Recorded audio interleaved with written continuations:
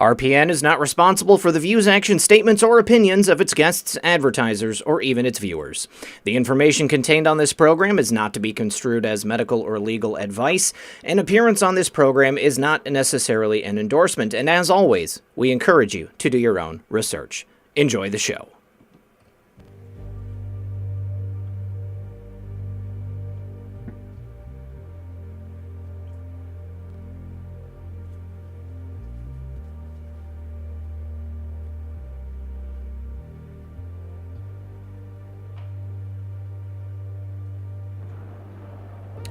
Good evening, everyone. You're listening to Red Pill 78. As always, I am Zak the Corruption Detector, and this is another edition of Red Pill News for Friday Night Livestream. Joining me tonight, returning guest Thomas Althouse, the true author of What Became the Matrix, and, truth be told, many other projects in Hollywood. Inspiration for tons of stuff. Last time Tom was with us, he hinted at some knowledge he had about improprieties, shall we say, corruption taking place in the organization and sphere of Pat Robertson. Now, I know immediately some people are going to say, man, it can't be. But what have we always told you? Corruption knows no boundaries. It has infiltrated every single institution in our great nation, nary the world.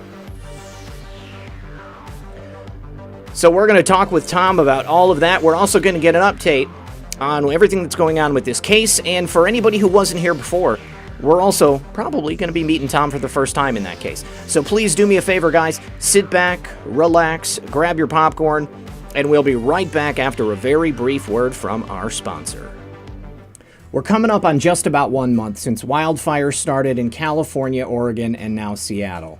Finding yourself in the breakout of a wildfire leaves you vulnerable to a number of things: falling trees, hazardous air quality, ash, and the fires themselves. If you are ever in such a situation, you want to ensure you're as prepared as you can possibly be. And that's why I have a solar water heater. It's solar powered, so I've made hot water, coffee, tea, and many other things in the middle of the outdoors. I keep one in my car, and I have another one in my bug-out bag at home at all times just for emergencies. Now, if you want your own solar water heater, all you have to do is go to solarwaterheater.com or click the link in the description or pinned comment below. And remember, when you support my sponsors, you support this channel. All right, everyone, welcome back. Thank you so much once again for joining me, Tom. Everyone, please join me in welcoming Thomas Althouse to the program yet again. How you doing tonight, buddy? Doing really well. It's great to be back, RP. I'm so glad we're doing this together. I am as well. Now, before we begin, I have a little bit of housekeeping I have to take care of. First of all, I need to say that I hope my girlfriend, real Red Pill girlfriend, drives very carefully. She's on her way here right now. And I also need to give a couple of shout-outs to some patriots out in the audience. First of all, Corgi Patriot, somebody who would have liked to have been at our MAGA meetup on Tuesday, but unfortunately, she was sidelined in the Republic of California, and she was unable to make it. Now, also want to say hello to Snarky Patriot, close associate of Corgi Patriot, and of course, Grandma Patriot, and prayers for Grandma Patriot. She fell and hurt her hip. So keep these people in your prayers, guys, and thank you to everybody who has been here waiting for this incredible show. Yet again, Tom, let's get into it. First of all, for anybody who wasn't here last time, I mentioned that you are the true author of The Matrix. Tell us a little bit about that. Tell us a little bit about yourself. Well, it's interesting because this particular project, it was written as a full screenplay. Most people write a book or do work off a book. Studios will, use a book first. And in our case, what I was doing as a new writer was writing an actual screenplay straight out with directions and everything. That's not usually done. And so I was writing on a mission, basically. I had been at Pat Robertson's organization. I had a three-pronged plan for my life, which was to be in the Air Force as an officer in intelligence, or go into law, or go into film and performance. And performance actually grabbed me up. But while I was at Pat Robertson's organization with those three-pronged plan for my life, I got noticed and was being groomed to be the face of the Christian Coalition. The school itself had a 50% attrition rate. So if you're an A student there in master's degree work, you stand out. They also thought the, the blue eyes, the dimples at the time, the blonde hair, that I would be a perfect face for Robertson's operation. That led to a grooming process, which they often do with their main candidates, where they'll ask you certain questions. They'll make sure that you're on board with their views. And what's interesting, you find out, is that they do not want a morality there. They want people who are going to be loyal, just like Bush's administration, loyal, and tote their line and put feelings in the freezer, basically. It's all about their organization and their agenda. So basically, I'm a writer, performer. I was a father of 4, and now I'm a father, basically, of 1. That's what happens. They put you in a grist mill. They destroy your life, which, Hollywood contacts say they'll destroy your life if you're a writer, and they'll just take over your property and remove you from the equation. Which is such an incredibly tragic story. I mean, we went through that in detail last time, and just let me say once again, I'm so sorry for your loss, your multiple losses that you've suffered throughout this entire ordeal. Now, we mentioned that the Matrix was not only stolen and turned into a property by Warner Brothers, but it was also used as, I guess, sort of an influence on several other sci-fi and fantasy properties in Hollywood. What are some of those? Well, some of them follow a timeline that's very interesting. It will be great for our court case coming up, where the defendants actually used the court system in Hollywood to throw the case, but also used it to get access to all the notes, all my drafts. And therefore, when the case was thrown, the initial case, they announced these different projects. So you have Elysium with Sony and Warner Brothers when they bailed them out for Great Gatsby. Mm-hmm. That one is directly drawn from our work. That's Warner Brothers' take on my script. Then you have Oblivion, which is Disney and Joel Silver's take on it. Disney held it for Joel Silver. Joel Silver got it after the case was thrown back to him, and he launched it with all these similarities in that. And then you have Sense8 with the Wachowskis, where they did their take. So all the defendants got all the notes, got greedy during discovery, direct access, easy for our next case, and then took their own takes on it. That's how they handled it. Now, there are, as you said, there's other studios that were involved that had their take on it too. And that led to this huge thing, which is now blowing everything out of the water, which I will, if I can just share my first screen with you, sure, just to show you real quick. I want to show you what's going on here with this. So basically what you're going to see here is a graphic where, let me pull this up real quick. No, don't go there. Come on, do it. Here we go. So what you're going to see here, if you can see this okay, I don't know if you can see this well enough. You have Dino Laurentiis, Paradise Films, with Assassins, Wachowski's first work, right? Mm-hmm.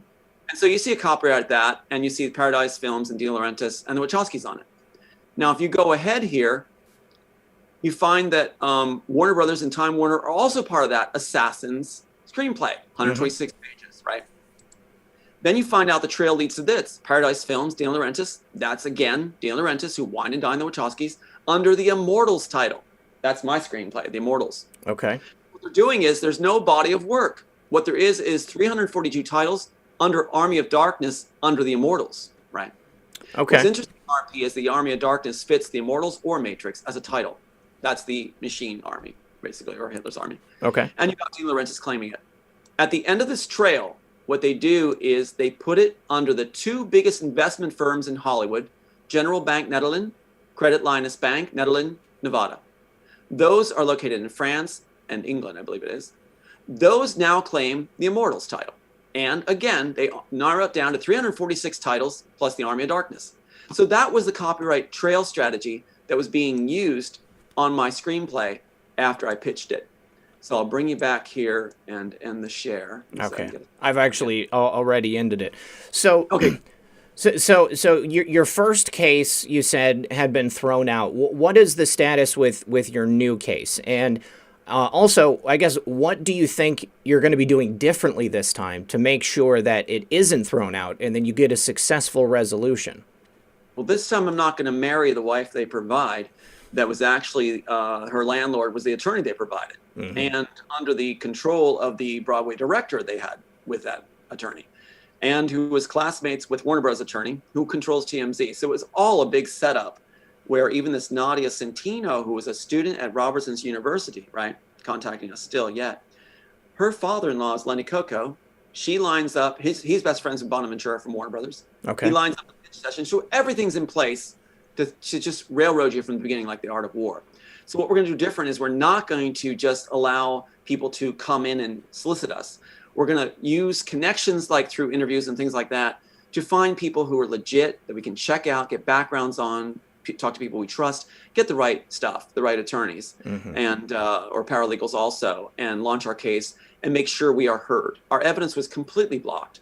So we have a total fraud case now where we can actually go in and bring back things that were left out. Like we were not allowed to claim Matrix 1 with the Sophia Stewart camp, who now we're learning from her main #1, Nicholas Jackson, was in the employ of this applied attorney. Right? And just for clarification, so Sophia Stewart is? She's from USC in California, and that's the go-to gristmill for Warner Brothers and Joel Silver. In fact, for Altered Carbon, after I was run down by a car, Joel Silver announced Altered Carbon. Well, the car missed. So what happened was he distanced himself from the project, not before he brought a director again from USC. So we actually have the contact, or the main person with Sophia Stewart, Nicholas Jackson, contact him. He may call in an interview session here. But he said that Sophia Stewart was under the employ of Warner Brothers and their attorney from the beginning to be the plausible first claim. But yeah. Sophia Stewart also said that she originally wrote The Matrix. I mean, it was almost as if they were running a parallel type of campaign to what you were doing at the exact same time, except she was actually employed by the people that you were alleging stole your work, but actually did. Exactly. Well said, RP, because everything's coming out of the walls now. It's like we've got Marvel Comics. Like people had said, well, what about Paul Anderson, from Marvel Comics who worked with Larry? He has a legitimate claim. Well, he's in-house. And now I've got email after email and message from Paul Anderson and Sophia Stewart's Nicholas Jackson, who's been a great help, who's saying, let's work on a project together. We'll alter the Immortals and do a Cypher Immortals blend. And isn't negating that my work was taken. So now we have all these people coming forward who are main players switching sides, coming on board. And so it's a total different ballgame because now they're putting dollar signs on me and my work and my team and my manager. So now Immortals is worth a fortune, right? So, and our real life story is worth a fortune. So now we got players like Paul Martin from the fight choreography of Matrix coming forward through Tiffany Fitzhenry and saying, he's a great gal, saying, hey, yeah, the work was used on set. They made up as they went along. That's why there's no working drafts. And we got their attorney saying they have no working drafts. So what's really interesting is all the main players are starting to jump off their boats and go to the boats they think are going to win.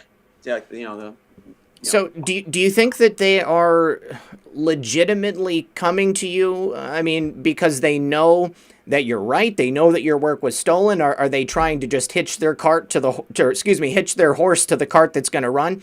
Or are they doing what people have done in the past and they're trying to derail you? Well, that's a great question. There's no black and white answer to it because what happens is you have people with different personalities and you've got this amazing dynamic, the human, equation, where you get relationships forming in all this. So I have contacts from Disney, Spielberg, and they actually form a relationship where they then distance themselves from the cart and want to pull your car. It's really interesting. So they're talking in long term that maybe I'll benefit from working with you. We'll have dinner together. We'll, after this is all done, you're a great guy. So, and maybe we'll work together. So now it's like they're polishing resumes and like going like, hey, let's do something when this is done. You did a great job. And then give me information in the process. So there's no definitive answer to lay across the board on this, but It's a great question. So yeah, I mean, different variables going on here. There's some that will play you. And you kind of spot it by the way they, you have little flags you pay attention to. And what I would say to anybody out there is if you're in my situation or my family situation, what you do is you play along. Play along, be nice all the way through, and you'll find out in time. You'll sniff it out. And sometimes it actually comes through. All right.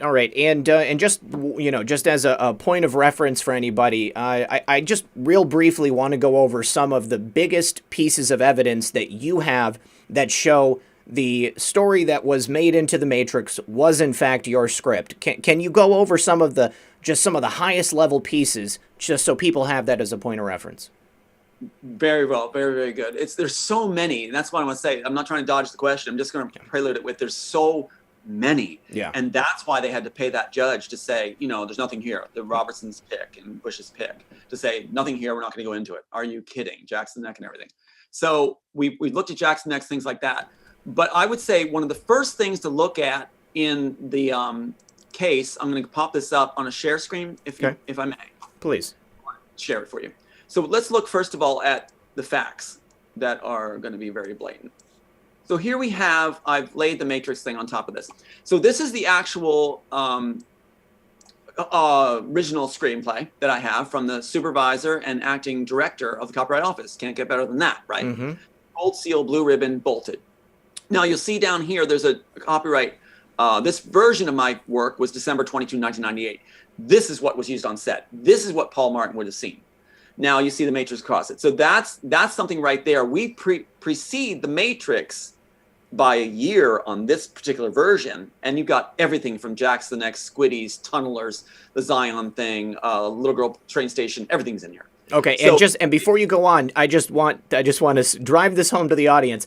This script that is certified here with the Library of Congress and the seal and the ribbon used on the set of The Matrix, this is your script for the Immortals, which is the movie that you actually wrote and they stole.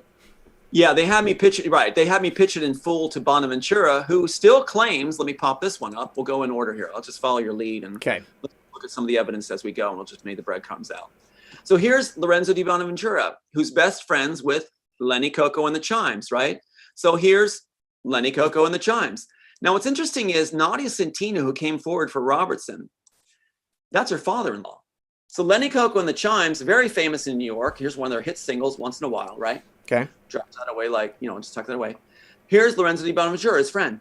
Now it says here, Bonaventura still claims that he shepherded the Matrix story, that he discovered it, right? Mm-hmm. His tenure at Warner Bros. Included discovering and shepherding the Matrix into production, right? Mm-hmm. And he claims that he's one of the few that understands it, right? So it's really interesting that that's the man I pitched to. Nadia Centino says she's going to give us an affidavit that proves that. Yes. So there's your trail for direct access. If you direct access, there's something called an inverse ratio rule, right? Mm-hmm. That inverse ratio rule means that right here, let's call it. I'm going to feed you a smorgasbord. So here it is, right from the court papers, their own writing from the courts. Inverse ratio rule. We require a lower standard of proof of substantial similarity when a high degree of access is shown. You can't get better access. And in RP, keep this in mind.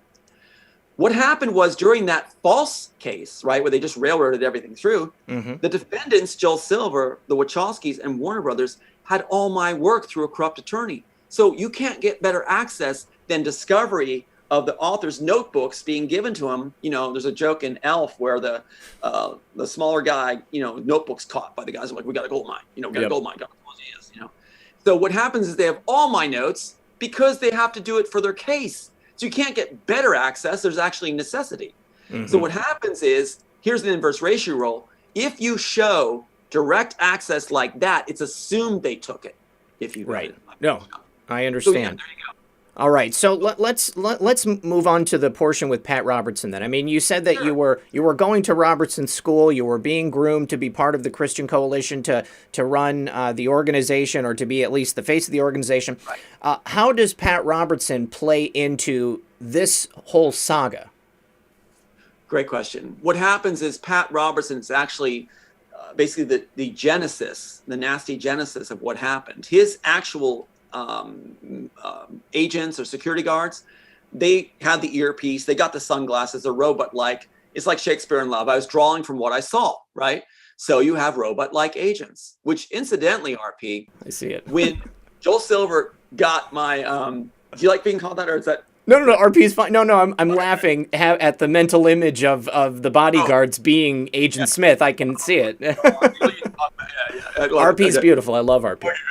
So here we are, and what they're doing is they just stare at you with their sunglasses and everything. And so Joel Silver saw the screenplay, which said robot-like agents, and he told his superiors at Warner Brothers, well, it's robots in the program. He got it all wrong. No, Wachowski's couldn't explain. They didn't get it right. So when he got Oblivion from Disney, when they reworked it and got all my notes and stuff, he had robot-like agents. Tom Cruise plays a robot-like agent. Right? So there you go. So that's kind of thing. So anyway, Yeah. So Robertson, what happens with Robertson is he's grooming me for that position. He's telling me all this stuff, and it blows the mind. The guy is gone. Keep in mind that for those that are tuning in for the first time to this story, Pat Robertson wasn't about religion. No. He wasn't going to be a preacher. He was going to be a socialite in Manhattan. His wife Dee Dee and him were in New York trying to make it as jet setters, if you know what that term is. Yeah. So they wanted to be rich, famous, and travel and be hip, whatever it is back then. I guess was the term they used. So what happens is they're not making it. They're not liked even then as a hip setter. So what happens is this preacher comes along to Manhattan, wines and dines them, has a fancy car, takes them to a real nice dinner, nicely dressed. And Pat Robertson says basically, you mean you can have all that by doing this, being a preacher. So he decides to be a televangelist. Nothing to do with God. It's about making money and being famous and popular. Mm-hmm. So that's what he does. He's got the gold mines I now know in Liberia. He's got the diamond mines in West Africa or South Africa. He's got an oil thing that his law school guy came up with, head of law school, an oil thing in California. He's got the ice capades. All he wants is to be like the Warner Brothers Joel Silver, own everything, rule the world. And that's what I learned was he wanted to have, he was running for president when I was there in 88. I remember that, yeah. Right. His attorneys say that Robertson blames me for the loss of his presidential campaign. So here's what leads up to the story. Okay, I want to hear this. It's good, right? It's really chewy. So what happens is, not in Star Wars sense, but chewy. But what happens Spill that tea. There you go, yeah. So I come along, and he's grooming me to be face of Christian Coalition because he operates a sex ring. Now is the popcorn time. Okay. And also take a lot of salt on it. You got to understand, sex rings operate between Disney and Robertson's organization, right? Pedophile world, pedophile paradise for them. So when students go to CBN, if you're groomed for a position at CBN, top level, you're also supposed to be considered for the sex club, the sex ring. That's why Jerry Falwell gets caught when he says about a pool boy, right? The pool boy. Yes, I remember very recently, yeah. Yeah, so that's the thing. The pool boy would be somebody like me being brought in to give a position with Falwell so he can have sex with him. I guarantee you Falwell's gay. And so is Robertson. Now, Sova told me that, it goes all the way top to Robertson, that Robertson is gay. Now, right away, you start to see the picture. Sex ring, gay head who claims to be a religious leader who's actually just trying to make it famous. And his beautiful women on this, overdoes the beauty queens on his, co-hosts or beauty queens. He's a little too over the top.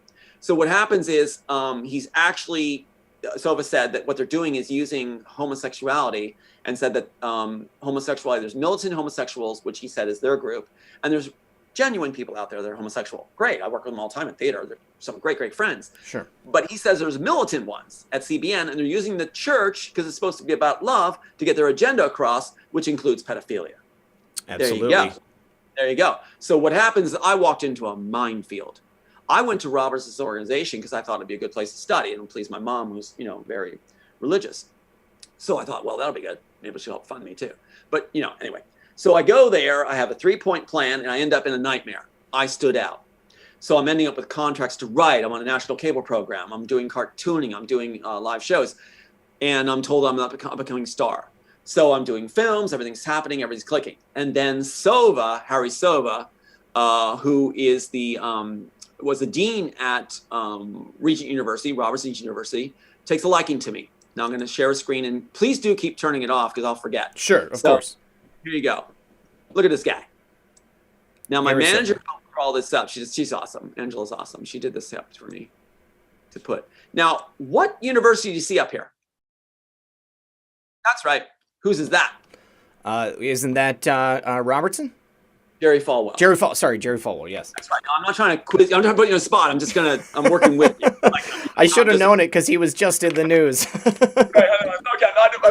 It's amazing what the pressure can do with simple questions. I know. Right. Okay. So here's Harry Sova, Dr. Harry Sova. Now, what's really interesting is Robertson moved Harry Sova to Liberty University. Why? Because there's gay rings at Liberty University and Robertson's group. They just shuffle them around. You know the dance. If you're caught, then you move the personnel to the other place. Done in the village all the time, right? Familiar story. It happens, it doesn't matter if it's the Catholic Church or government or, schools. That's consistently what they do. That's right. So this guy right here took me on a motorhome ride in his motorhome, claiming that I'd be doing research with him in D.C., Washington, D.C., on his opus magnus, his manuscript that would cover all these little shorts about communication journals. Mm-hmm. Instead, he shows up by himself and takes me on the trip alone in his motorhome. That's against policy, right? Yes. So what happens is he breaks the rules, but we find out he's a repeat offender. So a nightmare happens, which causes me all kinds of grief on this trip with this basically monster. And I lose everything as a result. When I'm called into a meeting after this week of hell, that this guy tries everything, which I was roofied on. And what happens is I'm called into a meeting to share everything that happened on the trip. But the pencil doesn't move when I'm talking about what Harry Sova did to me. It only moves when I talk about what Harry Sova said Robertson did, what Robertson was involved in, and what he said about the organization. That's the only time the pencil moves. So this guy gets rewarded after being a predator. He's a repeat offender. They write me a letter saying that I was mistaken, not to judge an elder, we to trust as God, and we learned stuff through this, and my jobs in education are removed because I must be psychotic and can't get good grades. I was an A student. All I needed was orals and comps for my degree, my master's in a 50% attrition school, so I think that doesn't really hold water. So, and there's still continuing 302 attempts. But what we got here is, here's Harry Sova, and he gets a letter of reprimand given to him, which they do not want this shown. And I think I sent it to you. But the reprimand letter basically says he was wrong. It was a repeat offense. They don't want anybody to know about it and not to do it again. And guess where Sova goes on the first offense? Disney World with a D.D. Henderson. He goes down there and does this predatory act in Disney World because Disney and Robertson are linked. Another way we know Robertson and Disney are linked is because Ned Vankovich and his wife Judy, who's a model manager, right, in the East Coast with Robertson's group. What happens is, and Phantom Mitch McConnell, they suddenly get, with my screenplay, they find out I wrote the screenplay, right, to Whisper Through Art, what happened to me at CBN. So what happens is they get positions through Robertson and Disney's connection at the story development department at Disney and Universal, which is Joel Silver's group. Mm-hmm. So there's Michael Eisner, Joel Silver's group. Now they're on the West Coast in coveted positions in both departments and asking for my screenplay, The Immortals, so they can help me because Robertson gave me a bad deal. Well, what happens? I never hear from him again after I submit. But I still have the letters that they were sending to me with the Disney letterheads and everything, where it said they have these positions. So that's how they got my work to Michael Eisner. Now, I sent the first half, not the full thing. So the next thing is Nadia Centino approaches me.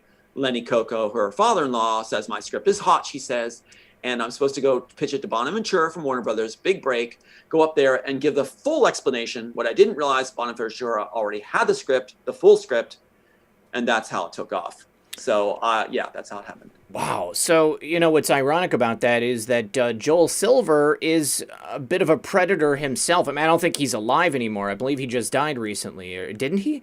Hold on. I need to... If I had Jedi senses, I'd feel a lot better, but I'm sorry to say that.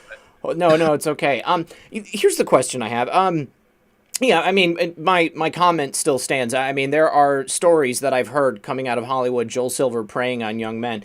Yes. But does this coincide at all with that infamous call boy scandal at the White House that was connected to the Lincoln Boys Town from the Midwest? What was his name? Larry King, Lawrence King. He was head of the RNC in the 80s. I'd have to ask my contacts that actually shared it with me, but now they think I'm worth something, so now they tell me whatever I want. But sure. I would say, on a guess, I'd say yes. I'd give it a 90% chance, yes, because Robertson's connected to the White House. Before the Iraq War and everything, he's meeting with, or, the endless war, he's meeting with the different presidents. He met with Bush before he launched it in a closed-door session at CBN. It's insane. Mm-hmm. Bush actually gave Robertson the greatest incentive when he came into office, the greatest incentive ever given to a quote, religious organization, the Faith Initiative. That's when he first got into office, one of the first things he did. When Bush exited, he gave another Faith Initiative, Robertson, millions of dollars. Mm-hmm. So there's a deep connection between Bush's group, Brian Fitzpatrick I talked about, we'll talk about more about the congressman who's actually an FBI agent from California. Okay. And Robertson and Hollywood. So really, I think what you said in your opening, I love what you said in the opening when we began the program about how it is very connected. It is, it does pervade, it does spread. what you have is, think of it as brandy and cigars, these guys at like Toho and things like this, where they get together and decide the fate of the world. It's like a think tank that's just nefarious and evil. And it's like they decide to play with the world. And so they have goals where it is insane what Robertson wants. If anybody remembers how he reacted to Trump's wife, he said, well, there's a successful guy, basically, because look how beautiful his wife is, Right. And so basically what he says is every guy on the planet, he said on his program, every guy on the planet is like a stallion. They want to get as many women as they can. And this co-host was like, oh my, but that's what he said. I have it on tape. Wow. So what's interesting is Robertson is just, he's just plain evil. He's sick. But he believes that we're all like Dr. Strangelove, that we all want as many women as possible. He want to reduce the population, and they want to have this immortal program, believe it or not. And he actually plans to greet Christ when Christ returns, which he doesn't believe in Christ, is going to be simulated. Now, what's interesting is that's what the ending of the Immortals is about. The ending of the Matrix story as it was written, which they kept the same ending, is that basically a figure returns, and it's the Christ figure returning, facing off the identical figures facing off the architect, right? Or the Smith agent. And they look alike, identical figures. So if you think of Oblivion, Joel Silver actually used that. Identical figures facing off the end, little girl pointing to the guy at the end. Ending. But what happens is in the Matrix is they use I'm going to pull this up for you real quick. That what they do is they don't have a character to put in really. So they use this. They put Neo in it. Now, in earlier segments, they said Neo can't die. But they didn't want to use the Christ figure, which is the only figure in history that would fit to balance the equation. So they put Neo in the role, and they ruin the relationship that's actually supposed to be there. And you can see the cross on him, and the crucifixion figure, and that's intentional, like it's a cross. It's intentional because they're mocking the work that I had. So so this image right here, is that some type of like working art for the movie, or was that something that you had put together? That's a shot from the movie? Yeah, it's shot from Matrix. Okay, I guess I don't remember that one. So what they're doing is, that's why they have biblical license plates. I was a Christian at the time, a Christian boy, right? So what happens is, my idea was to write something that would really affect and make a difference. Like they say, when you audition for things, stand out, right? So I wanted to write things that were unique, different. Jack's the Neck. In fact, the Wachowski said they want to do Jack's the Neck for real. Well, why are you saying that if you wrote it? But the thing is that the idea of putting Christ into mainstream media, that was brand new in 92, 93. Nobody knew that. Yeah. So I thought I could write a compelling story, and the only way to balance the equation, which is how to give people to give over their free will, right? Mm-hmm. That's what they just babbled about in the end of Matrix, the certain installment. They just babbled about it. The architect and Oracle just babbled. In mine, the architect already knows how to balance the equation. He knows how to get the free will of people, because we're conditioned in Western society to give over to a returning Christ. And therefore, you don't have to worry about free will being given. Just come back as Christ. And that reflected Robertson's plans. Now, the Wachowskis were told on set by everybody, and you can see it in articles and in interviews, everybody said we should blow up the Matrix. Well, if it's a completed script, why would you have a debate on how to end it, right? Right. But what they did was they kept my exact ending, which was dumb. Well, somebody in the chat just said, I thought a couple of brothers wrote The Matrix. Well, I mean, that's part of the conversation. Tom actually wrote a script that was turned into The Matrix, but it was a script that he pitched to people in Hollywood who then took and stole and handed off to the Wachowski brothers. Now, I want everybody to think about the Matrix trilogy, Matrix 1, 2, and 3. Because one of the major criticisms of The Matrix was that it seemed to be a bit aimless, that almost as if they didn't know how to end it. They didn't really understand the story. They didn't know where to take it. And with the knowledge that they weren't even the original writers of it, it becomes all that much more clear, because of course they didn't know how to end it because they didn't actually write it. And Tom, once again, Tom has the proof. Tom has the proof of his script being entered into the Library of Congress, being, and you can see that seal on there. I'm not from Hollywood, so I didn't understand that last time Tom was on. But there's a system that they use to verify the chain of custody, so to speak, the provenance of these original documents, so that they can say, hey, this person wrote this, and it went through these people into this studio, and then it ended up being made as this film. Tom can show that his script, with these very particular elements to it, existed prior to The Matrix as a script existing, and that those elements carried over into the script that was turned into The Matrix, the film, and the subsequent sequels. So, he has a great argument, and it's not even an issue for me. I mean, I completely believe it. Because obviously, we went over this in depth last time, and I highly suggest anyone that has not seen the original interview that Tom and I did, that you definitely go and check that out. But this whole Robertson layer is a much deeper piece. Now, going back to that, I mean, you were talking about his connections to that at one time Vice President and then President Bush. I mean, I think everybody here watching knows that George H.W. Bush is the personification of the deep state or the cabal or the secret government, shadow government, whatever you want to call it. So, it's not surprising to me that Pat Robertson would have some part to play in this, grand, elaborate scheme to rule the world. And also, to your point, rich and powerful men or people sitting around drinking brandy, smoking cigars, deciding what they want to do with the world. These people have an incredible amount of power, immense power.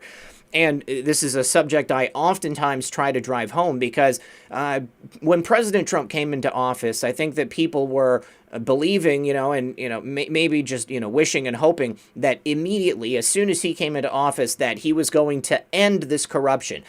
He has been ending the corruption, bit by bit by bit. But you have to think about it in its totality. From a 40,000-foot view, we're talking about that level of corruption across so many different agencies, across so many different industries, banking, government, private, religion, every single institution that you can possibly think of. And it's been infiltrated by narcissistic psychopaths, like the people that you have come across there in Hollywood and in your dealings with this situation. Now, the biggest thing that I'm worried about, Tom, is I don't want you to get taken advantage of by these people, reaching out to you, trying to now help you after taking advantage of you for so many years. I mean, you briefly mentioned the situation with your ex-wife. And, I think maybe it would be appropriate just to rehash that a little bit for the people who weren't here the first time, because you say something like that, and I think people immediately say, what? How is that possible? Well, you actually had a honeypot of sorts inserted into your life to make it easier for these people to steal your intellectual property and to keep you from reclaiming it. That's right. Basically, she can steer you like a horse. When they put somebody it's like Total Recall. They put somebody in your life and they will be like, I'll show you this now. Here's what she looked like when she came to me. And it was exactly what I would have thought was great. So here is Rebecca Northcutt. Now, she didn't tell me she had a criminal record. She didn't tell me she was in prostitution. She didn't tell me she had been in jail and warrants on her. She didn't tell me that part. But here she comes into my life. She got the curly hair. You can see the trim and all that stuff and all that stuff. So she looks good there. And this is what she looked like when she was done her job. Which they do is they have access to your work. They can steer the narrative. So there's what she looked like when she went back to Mike Lang. So that was not her hairstyle. That was not her way of presenting herself. She was dressing up. They were profiling, having her look the way they wanted her for me. Sure. What's interesting is here's the last thing. Like we had talked briefly the other time. We can recap. Where the last conversation, one of the last conversations we had when she sent Aiden and I to Canada for our safety, what she did was, let me go back for a second to you. Okay. What she did was she had a phone call with me, and I said that Lenny Coco and the Chimes we talked about with Nadia Santino, and he arranged Bonaventura, his best friend, the pitch session for Warner Bros. Right? I told her we had on Lenny Coco on tape saying, yeah, the pitch session occurred. You were at my house. We remember it. That was huge. That means we can go to court with a bang. Direct access, right? So he admitted all this stuff. We had to record, and I said, honey, we got him. Just come to Canada, like you said, just follow through and come join us. We're waiting. Instead, she was saying, well, I don't know if I'm going to live. I don't know if I'm going to make it. They're going to take me out. I'm like, okay, well, why don't you just come now? But she said this. She said, be careful. They could be listening. And I said, well, what are they going to do to us? I mean, we got the Lenny Coco tape. We got them. They're done. And she goes, well, they could never, really weird bleed into. She said they could never influence me. They could never buy me off unless, of course, they offered me instant success in Spokane, Washington. And I was like, what the hell? So it's like, you know, Spokane, okay. that's oddly specific. Yeah. So who was in Spokane, Washington? Let's take a peek at who was in Spokane, Washington. So here we go. None other than, now they do use doubles. We have to make sure this is exactly who it really is. But here's the email. I'm going to call him up. This is from Mike Lang. Yay, Harvey Weinstein's boss. Z@Zion@gmail.com. Now, this is also sent on my birthday. They like to do it where it causes a lot of stress, right? Right. July. Okay, this is July 2nd. Look, July 2nd. My birthday is on the clock. Remember that animatrix clock? Yes. Right here? The Wachowskis put what? Yeah. I feel like I'm doing a Minority Report. July 2nd, right? July 2nd, 59, my exact birthday. So they put that in the film. And when does Mike Lang strike? July 2nd. There you go. Mm-hmm. So Mike Lang sends this email. What does it say on it? Becca moves in for 60 days, question mark? Nice job, idiot. So now you just gave us an email trail right to you. What does he include?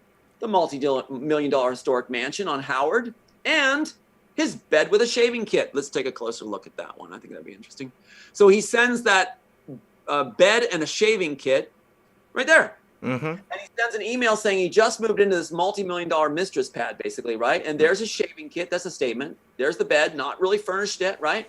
Where the Soul Hole Club was, saying for Becca to move in for 60 days, right? Mm-hmm. So that's what we find out when she doesn't show up. The emails on my birthday where she's going for Mike Lang, the architect of intellectual property ripoff from Michael Eisner at Disney, Harvey Weinstein's boss, who does what? Miramax Films. What's Miramax Films' mission?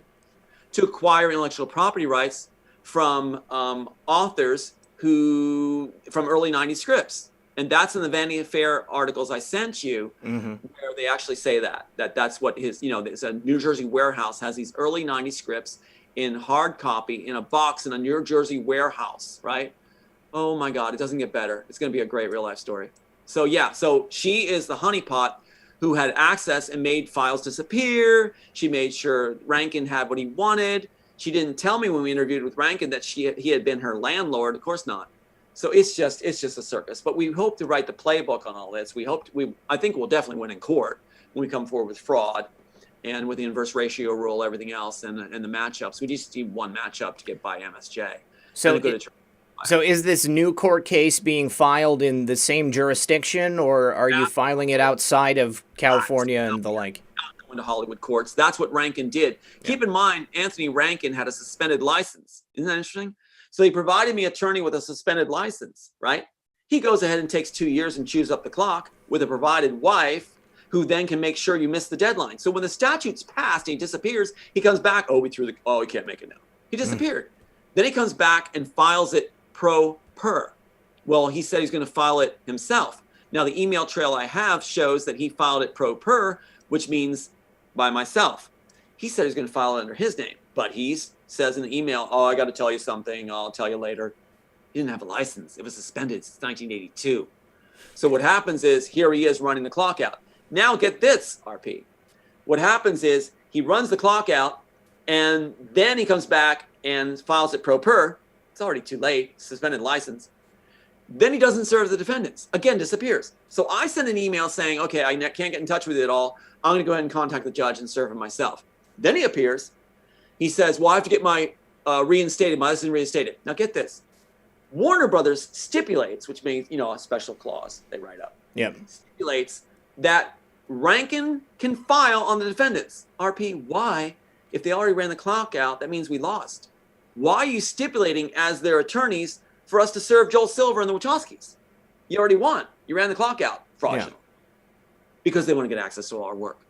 Also, they are the ones, Linda Burrow from Caldwell, Leslie, and Proctor, she's the one that goes back and sponsors Rankin in the court to get his license reinstated. At first, the judge says no, but then they get it through so that he can run this show. So that's how much fraud is in this right from the get-go, right from the start, right? Why would Warner Brothers allow the defendants to be served when they already won, right?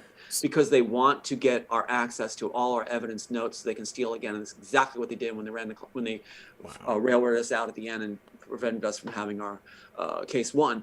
And one of the ways they did that was, keep in mind, Nicholas Jackson was on the phone with me when this case first broke, right? After the Warner Brothers insider said, hey, your stuff's in this first graphic. He gets on there and calls me, and Jackson calls me and says, Sophia Stewart's here after the news broke about my case. She goes, Tom, you're the missing link. You're going to be famous. Your life is over as you know it. Paraphrased. And basically, you can claim Matrix 2 and 3. I'm Matrix 1. Now, why did she say that right from the start? And why is Rankin saying we're not going to claim Matrix 1?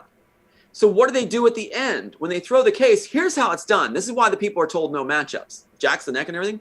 Because Klausner's in their court, and Warner Bros. Writes what he's supposed to say. So he says it's not worth going into matchups. They claim that since Matrix 1 isn't claimed, 2 and 3 matchups in Matrix 1 don't count. So the public's told no matchups. Jack's the neck, Squiddy's everything else, because Matrix 1's not claimed.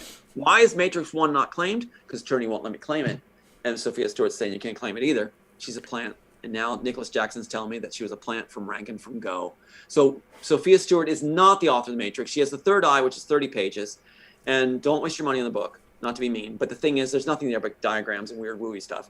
There's nothing there. There is no matches whatsoever. Maybe she can say something about the Terminator, but nothing about Matrix. And she blew a gasket when the insider told me about the high school, my birthday, my dad's name, my name in the first graphic in The Matrix, which, we showed. So, you mentioned that perhaps her Nicholas, her former chief of staff or her assistant or whatever, might be calling in tonight. There's a possibility. I just want to say, Nicholas, if you're out there listening, I would definitely love to have you call in. I think that would be fascinating to get your perspective on all of this. Now, you're saying that he told you that she was always a plant. She was just there to kind of obscure an already murky situation. Did he know that when he came on board, or did he come on board because he truly believed that she had been taken advantage of in the same way that you had? I think Nicholas Jackson learned what she was as it went along. I think he meant well. I do believe he meant well. And I think he's helped a lot. The thing is that he was saying that, actually, after he came aboard to help me, so he sent me texts and things like this from Sophia Stewart where she was just attacking him right and left. So she was, you don't cross Sophia Stewart, you can't do that. She's going to tear you to shreds if she can. And this is one of the ones he sent me. Here's a thing from Nicholas himself. And he said that, manual search blocked, things were getting blocked. They're censoring you hard, Tom. They know malpractice is coming soon. But he also cued me in on this thing right here. Where is it? Sophia Stewart, where are you hiding here, girl? Let's see. Here it is. This is really cool. So if you can see this here, that's my mom. She was like, amazing. Here's what she wrote. Now here's Sophia Stewart sending me a friend request, right? Okay. Friend request from Sophia Stewart, right? Interesting. And she's saying this at the same time. Nicholas is showing me this. Try and use reverse psychology on me so I can help you and your publicity-seeking friend. Thomas is not seeking justice, just pure ego and publicity. No thanks, which is a Robertson talking point, egomaniac. Okay. You or Thomas, she's talking to Nicholas, will never accomplish anything. He is just a footnote, nothing else. You teamed up with a loser from a cult. Well, that's interesting. And I'm like, what the hell? Who's Sophia Stewart sending me why? But anyway, what's interesting is she says, I'm pure ego and publicity. Look at the title of her organization. Owner, writer, producer at All Eyes on Me. You can't write this stuff. So it's like, narcissist. Yeah. So anyway, there she is asking a friend request while she's doing this. But yeah, Nicholas, she trashed Nicholas, saying she's going to get him on pedophilia, all kinds of stuff, and just went after him, wow. tooth and nail. So that's who she really is. She was from the projects apparently, and really didn't create any material at all. She has yet to really create a screenplay. Well, All Eyes on Me is the title of a Tupac album, if I'm not mistaken. All right. Well, yeah. Well, anyway, there you go. Back to you. Very strange. Very strange. Gosh, you guys. Okay, so you guys, we've got about 10 minutes left, and then we're going to go ahead and open up the phones. I'm going to go ahead and throw the information to call in on the screen right there so that we can get the phone lines all stacked up and you guys can be ready to ask Tom your questions, either about The Matrix or about the situation with Pat Robertson. Now, I want to go back to the sex ring that you were talking about with CBN and Disney. Did you know other young men while you were there that had also been victimized? I mean, did you come forward and make any official reports, or did you go to the police? It was all railroaded. Basically, Robertson owns Virginia Beach. He brags that he'll never lose a court case. He trades personnel, security force back and forth with the Virginia Beach Police Department. So they get higher salaries with Robertson. So basically they have a guy there. If you ever have a complaint with Robertson, they put you with this one guy that handles all the calls. Like we had a thing about them using the Virginia seal on their badges. They probably still do. It's a misdemeanor. But we just want to test it out. So we called, and they put us with this guy, said, okay, what's the code number? We're like, we had it. We read it off. He goes, okay, you can come down here and make a report. We won't do anything about it. So it's like, that's how they do it. People need to realize that local police are actually used by a lot of these organizations. And it's like, what was that?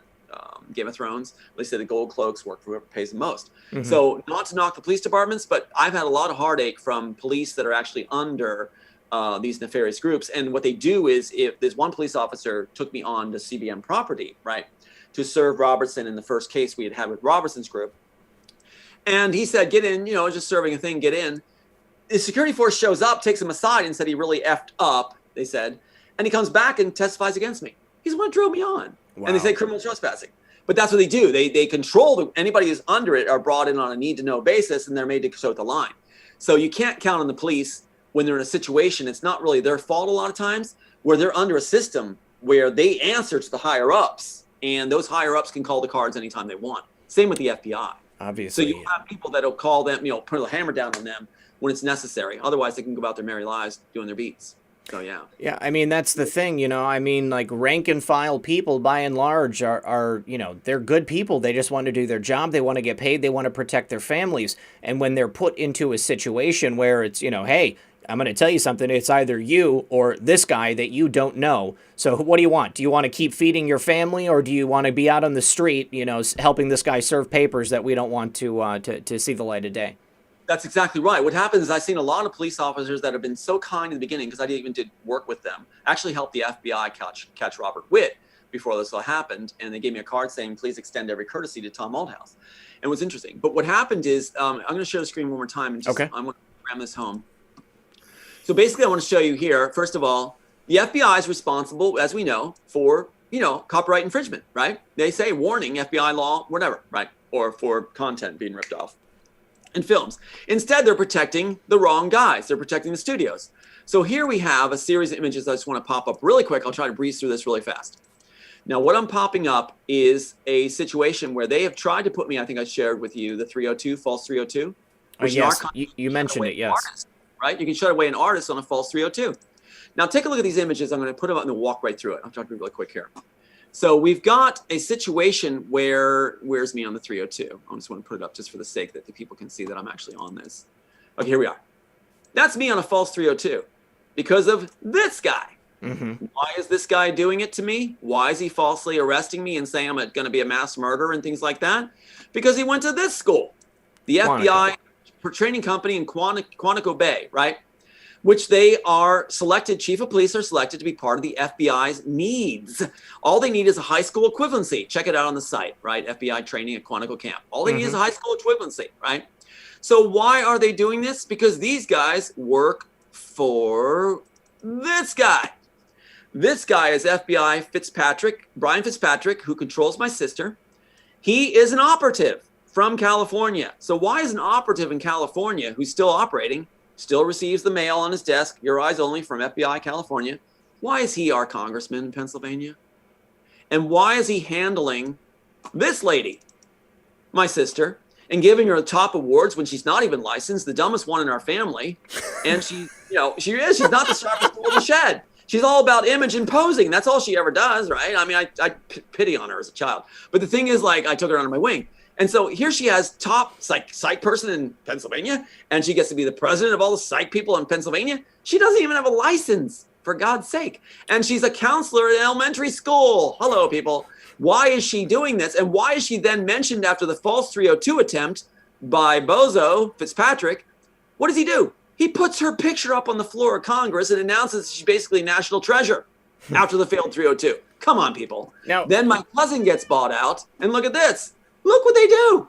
Here's the picture after my cousin's bought out. And he's talking about how he's wearing Armani, Ferragamo, and Boss. He got some money all of a sudden. Oh, wow. And arguing Supreme Court in Washington, D.C. He's not an attorney. Nice job, Todd. So isn't that something? Now, so this police right here, chief of police has an FBI flag behind him. Yeah. Right here, Dan Friel has an FBI brick behind him because he took this training course. And he kept doing false 302 attempts on me with my sister and my cousin leading the pack.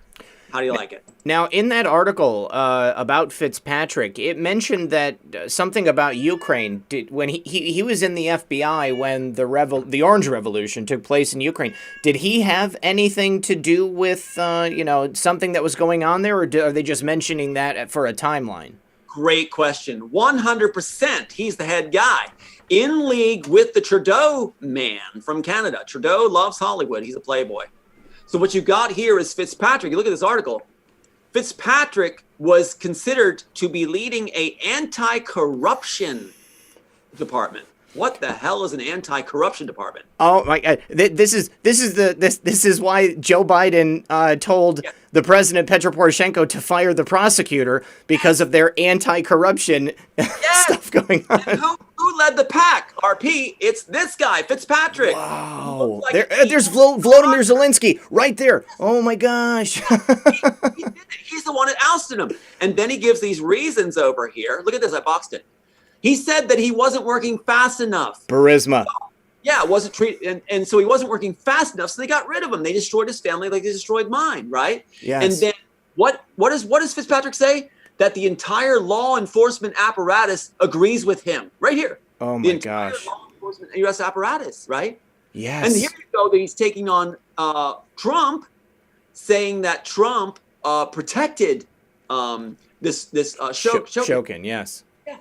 Isn't that something? Wow, that is crazy. This is the one thing I did not see coming into this. I did not anticipate that this was going to connect to the Ukraine Burisma saga.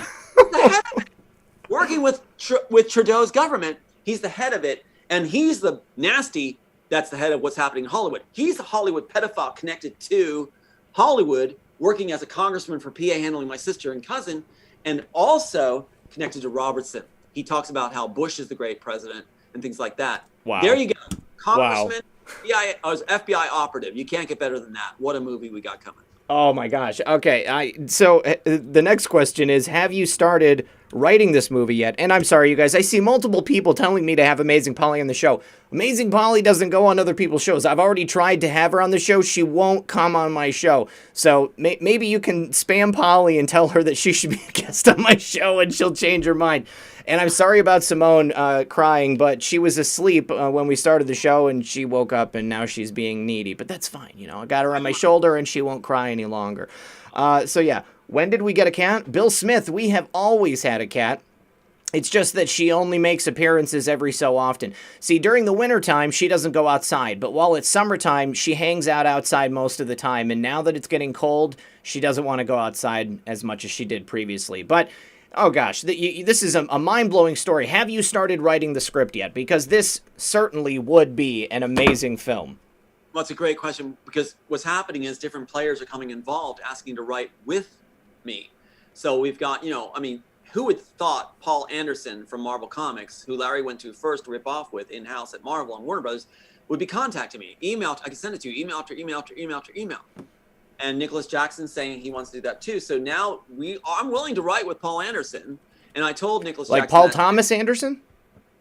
Paul Anderson. They mixed our names. So in that graphic, Thomas Anderson, they're putting us together. Yeah, so yeah. Paul Anderson, Tom Anderson blended. Well, I mean, the only Paul Anderson that I know is the director and writer. He did, what was it, Magnolia. Well, apparently this is a Cypher guy. Okay. Marvel. Well, because I know that there. Oh, Paul Anderson from Marvel. Okay, and then there's like a Paul W.S. Anderson too. He did Resident Evil. All right. So you guys, I'm putting the link. I'm putting the link in. Join the conversation, you guys. Here is the link. Join the conversation. Click that link. You can join the call. Sweeta is already on the line. We're going to wait till the 11 o'clock hour, and then we're going to take our first call.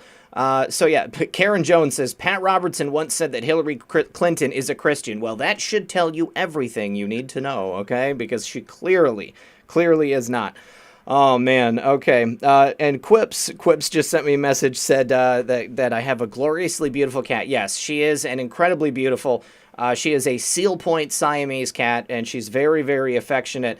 Sometimes I think she thinks she's a dog, because like when I'll go to let the dogs out the back, like she'll run back there with the dogs, and then they'll all kind of just like sit there at the door, like running around each other until I open it, and she's right there with them. You know, she has a great time with them, and she hangs out. Let's see. I love that we went from FBI to cats. I mean, there's hope for the world. That is what you get on Red Pill 78. It's always a smorgasbord of either animals of some kind. What is that? Nicholas Jackson, there's the Paul Anderson for people that are wondering if this is real. Paul messaged me again. Matrix portal, something happening perhaps. Interesting. Well, text Nicholas and tell him to call into the show. I want to ask some questions about Sophia Stewart. All right. And Roch Lorraine says, "Come back, Bill Smith." I don't know if that is the same Bill Smith as used to make videos on YouTube. Hey, there's Corgi Patriot. Corgi Patriot. Good to see you, Corgi Patriot. All right, so we're going to go with our first caller, Sweta Umamat. Go ahead and give us a call, guys. Jump on the line. If you want to use the phone, you can dial in right there. There's a New York and a California number. Enter that meeting ID and the passcode, and you can ask Tom all the questions you want about the Matrix or about Pat Robertson. Okay, my memories of Pat Robertson are from my grandmother's television when I was a little kid, and I remember him running for president. That was quite the year, you know. Sweta, are you there? Do you remember how? Yeah, hi, Redfield. Hey, how's it going? What's on your mind tonight? To Thomas, I'd like to say that, you know, it's really, Matrix was a really nice movie, and it was really unfortunate that the script was stolen from you. And it was also, you know, interesting, the part about, you know, how your wife was inserted in your life, similar to, you know, the movie Total Recall, profiling and everything. And a lot of people, you know, who call themselves targeted individuals and persons of interest also have something very similar happening to them. To Red Pill, I'd like to say, you know, Red Pill, you're not a Democrat. You're a Trump supporter. Yep. You know, you've seen the constant negative spin-offs, you know, of whatever Trump says that the media puts out, and the negative information that, you know, they put out, and always try and blow everything about him out of proportions. Mm-hmm. So that it's easier to frame Trump for something he's not done. Yeah, I mean, that's consistently what they try to do, you know? I mean, they make up a narrative, and they repeat it over and over and over again using their mouthpieces in the mainstream media. They get their 4 a.m. talking points, and they know that, you know, this is what we have to hit today. We hit Russia collusion today. Tomorrow we're going to hit Trump as a racist, and we're just going to do that over and over and over again. And for people like us who do a little bit deeper dive into our information and like to maybe, check our sources rather than just having the talking heads on the Clown News Network or on MSDNC telling us what to believe, you know, we can see through the lies. But unfortunately, there is a lot of people here in America still, and, you know, also across the world, who just, you know, they don't have time to do the research, or maybe they don't have the wherewithal to do the research, and they just accept whatever it is they're told.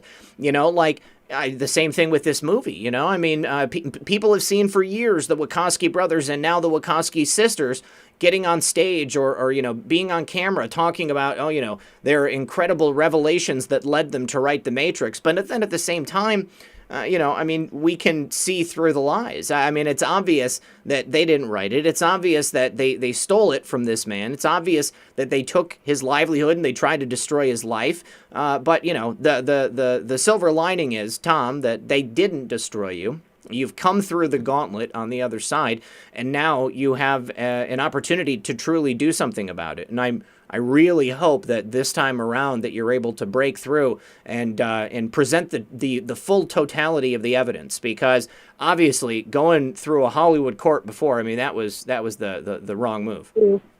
And another thing. Sorry. Another thing, you know, if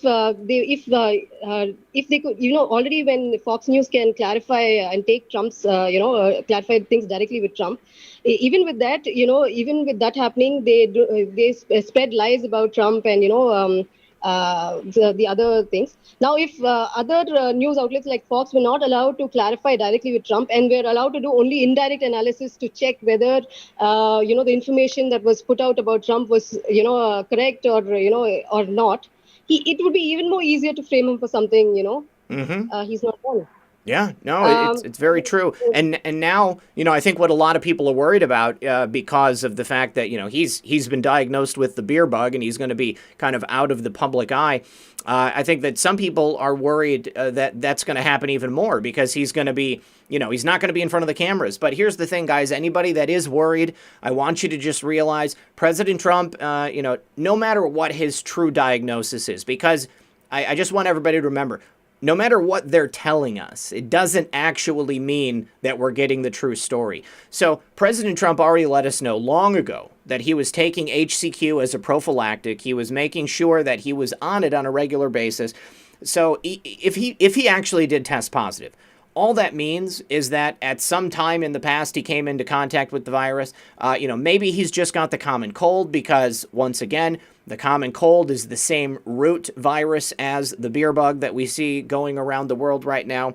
And I think it's possible that President Trump might have, done this on purpose so that he could return triumphantly to the second debate. Because what do they have? They have a 14-day quarantine period. That puts him immediately to the morning of the 15th, which is the date of the next presidential debate. So if he goes, and then maybe Joe Biden won't show up because how much people say that I say, say things about me. You know me, you've been my supporter for a year as well. Absolutely. And even if I wanted to attack someone, I would attack a Hillary Clinton supporter maybe. Mm-hmm. And the guy from the Where We Go One, We Go All channel, Brad Collegro. Yes, I don't trust him fully. Now, I don't trust him fully. Sometimes I have a feeling that, he's either a deep state asset and, he's not a real Trump supporter and he's not a real QAnon supporter. Or he may have, someone from deep state close to him.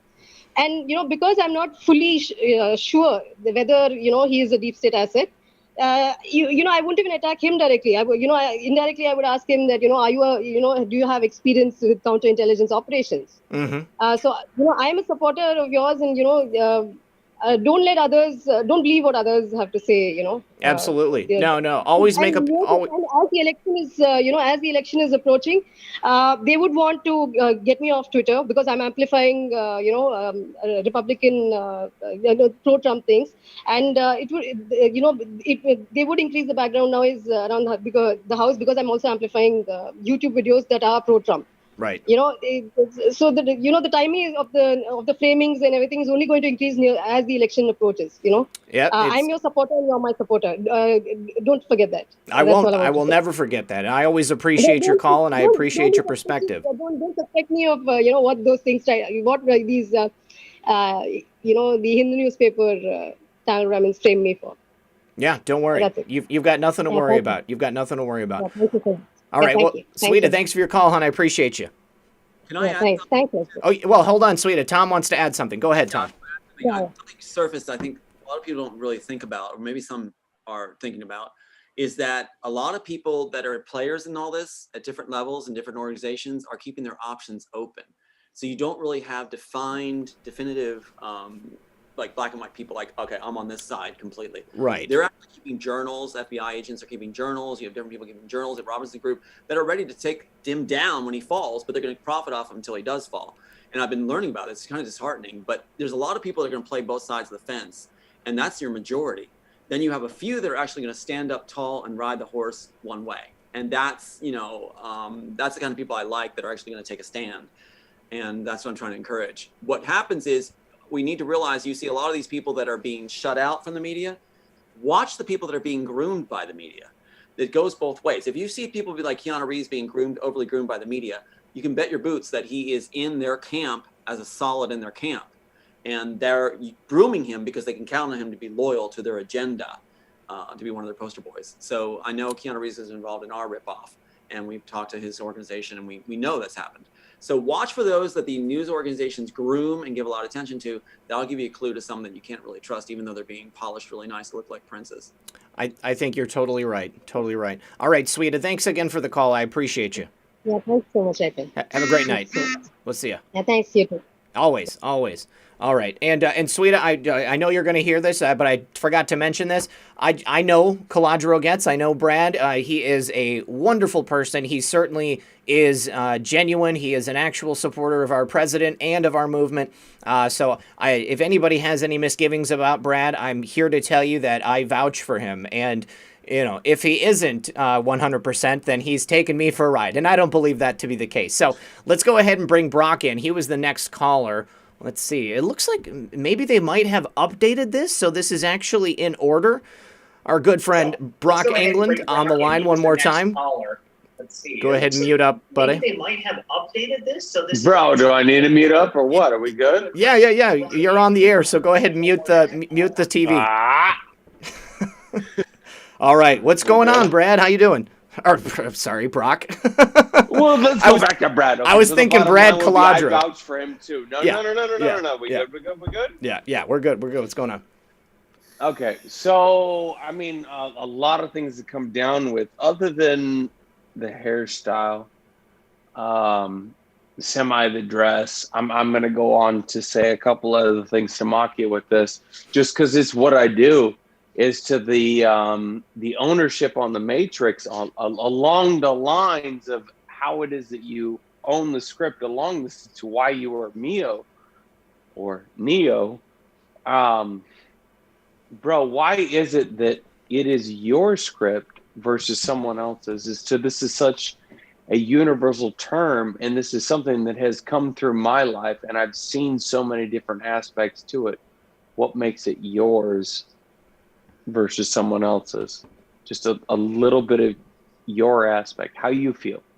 Well, it's a good question.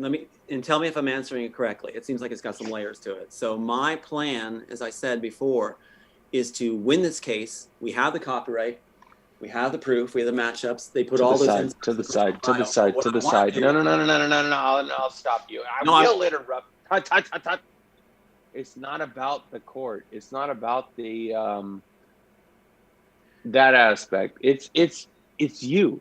What do you own on this? Because that's the part that actually matters to me.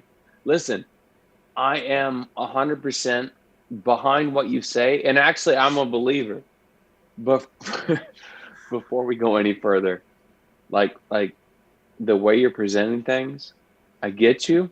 I just think that maybe you're a little bit miscued in the way that you're presenting things to be able to present your case. And I'm not a lawyer. I'm not anything else. I'm more of a fan with an opinion to influence others in an artistic way to help you. So, bro, what the hell's going on here? So, Brock, let me ask you a question. Did you watch the first interview that we did? Or is this the first time that you've seen Tom on the channel?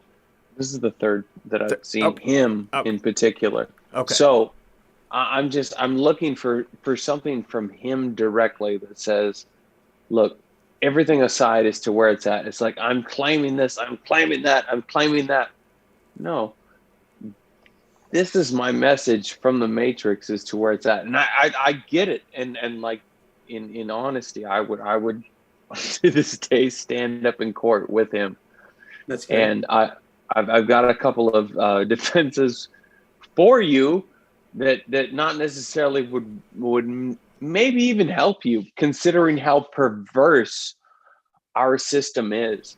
Mm-hmm. But the bottom line would be that you have a concept that shows this ideal, because it's not an idea, it's an ideal about what we are, what is being portrayed. And I'm just kind of curious. That's all. It's great. Well, here you go. See if this answers your question. I love the way you present yourself. It's very layered and open. It's like you go different ways, I feel like. But the thing is, my plan was to write a piece that brings the world together, as silly as that sounds. And my plan was to give the work over to every man, woman, and child, that it inspires them to create off it. It creates a world that we fit into and we evolve better into and develop. And so I want the ownership of this piece to be with every man, woman, and child, except the Wachowskis, of course. but I want these people to have it, so they can take their takes on it, and it encourages complicated nowadays. in the first place, right? And also, I want to form a think tank. The idea was that there's a code in the Matrix. The idea was inspire people to say, hey, wait, I see something more. I'm going to contact Tom. I'll contact his manager. I see something going on here, like the mashed potatoes in Close Encounters. And I want to, come together. I want to bring people who have a heart, compassion, empathy. That's real power. Together from cross disciplines to solve world problems, to create together, to form a think tank. I don't think we can do a universal, everybody sit down at the table together. It needs to be people who feel inspired, that feel they belong in part of that session, and gather people from different disciplines that we can solve things really quickly. So my plan is not to claim this idea as mine in the end, but to do what was intended at the beginning, to offer it to the world. Because I'm sure everybody has ideas that will fit with it as a car they can ride to further their ideas. I purposely left out the backstories so people can fill in their own stories, to own the work themselves, to complete it, that they could turn to their neighbors and say, I think this means this, I think it means this, and everybody would be right. So then they can own it and own that work. So that piece right there is exactly kind of what I had. I don't know. There's such a delay maybe in what's being portrayed here that I think that is missed in this artistic piece that is a part of this decade. It needs to be kind of left alone to like resonate within all of us and be able to be called within us to come out and do our own piece and art and ask this. Dude, when I watch Zak's portrayal, go ahead, turn up that corner of the smile. I can already see it right now, dude. You got me a little bit on this. But every day you do the news, man, it's coming up with this synth wave type of a deal as to what it is. But it's gotten me out of my shell. Okay? Now, what am I doing other than, talking on here? You all wait. I swear you're going to love what I have for you guys in terms of what's up with the telecom world and what's up. But all of that is still a piece of what you have laced into our world in general. So it's just this mapping of what's going down. And to be honest, none of it could have happened or would have happened in the way that would have manifested reality correctly in the way for us to win. If I want to be correct, for us to win, we would have lost. If it wasn't for your mapping and us to be able to manifest our reality. Otherwise, we just would have been stupid lines without Matrix instead of awesome synth wave behind Zak. Everybody look now. Yeah, you're totally right. Obviously, my name is from, the Matrix, which is from your mind, so it's very apropos. And there is this layering effect of creation that's just happened. The genesis is from inside your mind. So I get what you're saying, Brock. It's pretty sweet. Right. And the screenplay was meant to be a torch that you pass to every person. I think it's worked. Pass it and add to it. That's the way humanity comes together. And I don't mean to play that like too low. Like you have expounded my mind on a level that I will be writing about for the rest of my life. Perfect. Just so you're aware, I will be writing books about what you have done and just in terms of like just in terms of the focal distance, and that's all we'll talk about it at this moment. Focal distance in terms of videos as to what I have done so far in the last 2 weeks. Very good. About everything you've done. Thank you. All right. Well, Brock, I look forward to seeing it and hearing it, brother. Thanks for calling, man. We'll talk to you again soon, okay? All right. Peace, bro. Peace. Good stuff, man. All right. Well, I'm looking forward to seeing it. Like he said, Tom, you started a revolution, basically. We're going with PC's iPad next, and let's see, PC's iPad coming up. All right, you guys, we've got 3,225 people here, 1,661 likes. Please do me a favor. Don't forget to like this broadcast. Don't forget to share it on your favorite social media platform while we're waiting for PC's iPad microphone to connect. We've only got a couple of donations, so I'm going to go ahead and just bring them up. Felix, very good friend of the show. Remember, his daughter was watching the other day. I said hello to her. He says he is praying for Trump's speedy recovery, as are we all. Rena says, for more red pills, love the 29th live. Thank you so much, Rena. It was a lot of fun. We're doing it again on the 15th. Gaffer Anon, another great friend of the show, he says, The Matrix is a documentary. Changed my mind. And Donna says, thank you for the prayers. Prayers for you as well. Oh, hey, Corgi Mom, what's going on? All right, good to see you. And then, let's see. Then we're just going to go over to PayPal real fast and see if anybody is donating over there. Brock says, good. Oh, this is Brock that was just on the line. Good advice you give him, but that goes both ways. Wait, that goes, honeypotting. Beckinsale you in a way. Honeypotting goes both ways, I think Brock was saying. Yes. Michelle, thank you very much. Erica says, Zach, I love your show and look forward to it every day. Shalom. Thank you very much, Erica. Appreciate you watching. Rita says, I heard that Deontay, the creep who shot the 2 officers in California, is complaining about the food in jail. Well, you know, play stupid games, win stupid prizes. He said he was told that he would get steak and potatoes. Wow, I don't think that they give out steak in prison. But when the meal arrived, it was in a container with a straw. He said he was not allowed utensils, so he had to use a straw, just as the officer will be using during her reconstructive surgery to her jaw. There you go. There are no coincidences. Thank you, Jesus. Rita, the non-Twitter gal, but follower. Keep up the great work. Awesome. Thank you very much. And then Gary, Karen, John, and Diana, appreciate your faithful reporting. Thank you, everyone, for participating in the show and supporting me as well. PC's iPad, are you there? Yeah, I'm here. Can you hear me? I can hear you just fine, brother. What is your question or comment for Thomas Althouse? I missed a lot of the stream, and I was just reading the description, but I just wanted to make a comment. Like when I was younger, like I was kind of in school, like I grew up in like a very kind of like poor urban neighborhood, but I was exposed to like TV and movies. And I had like a class where the teacher basically went into some of the like hidden meanings in movies, not anything like the Matrix, but as far as like advertising and stuff. Sure. But that kind of like got my interest in movies. But like around like the late 90s, like early 2000s, like I kind of started seeing like a shift in like movies, TV, just entertainment in general. And like to me, like it's like the creativity died like around that time. Like most definitely. I'm a big fan of like 80s and like 90s movies. So like that kind of like set the bar for me, like as far as that stuff. I'm a child of the 80s as well. I grew up watching stuff like, Goonies and Indiana Jones, Star Wars, and so I know exactly what you mean. That's also right about the time that they started doing overt advertisements in movies.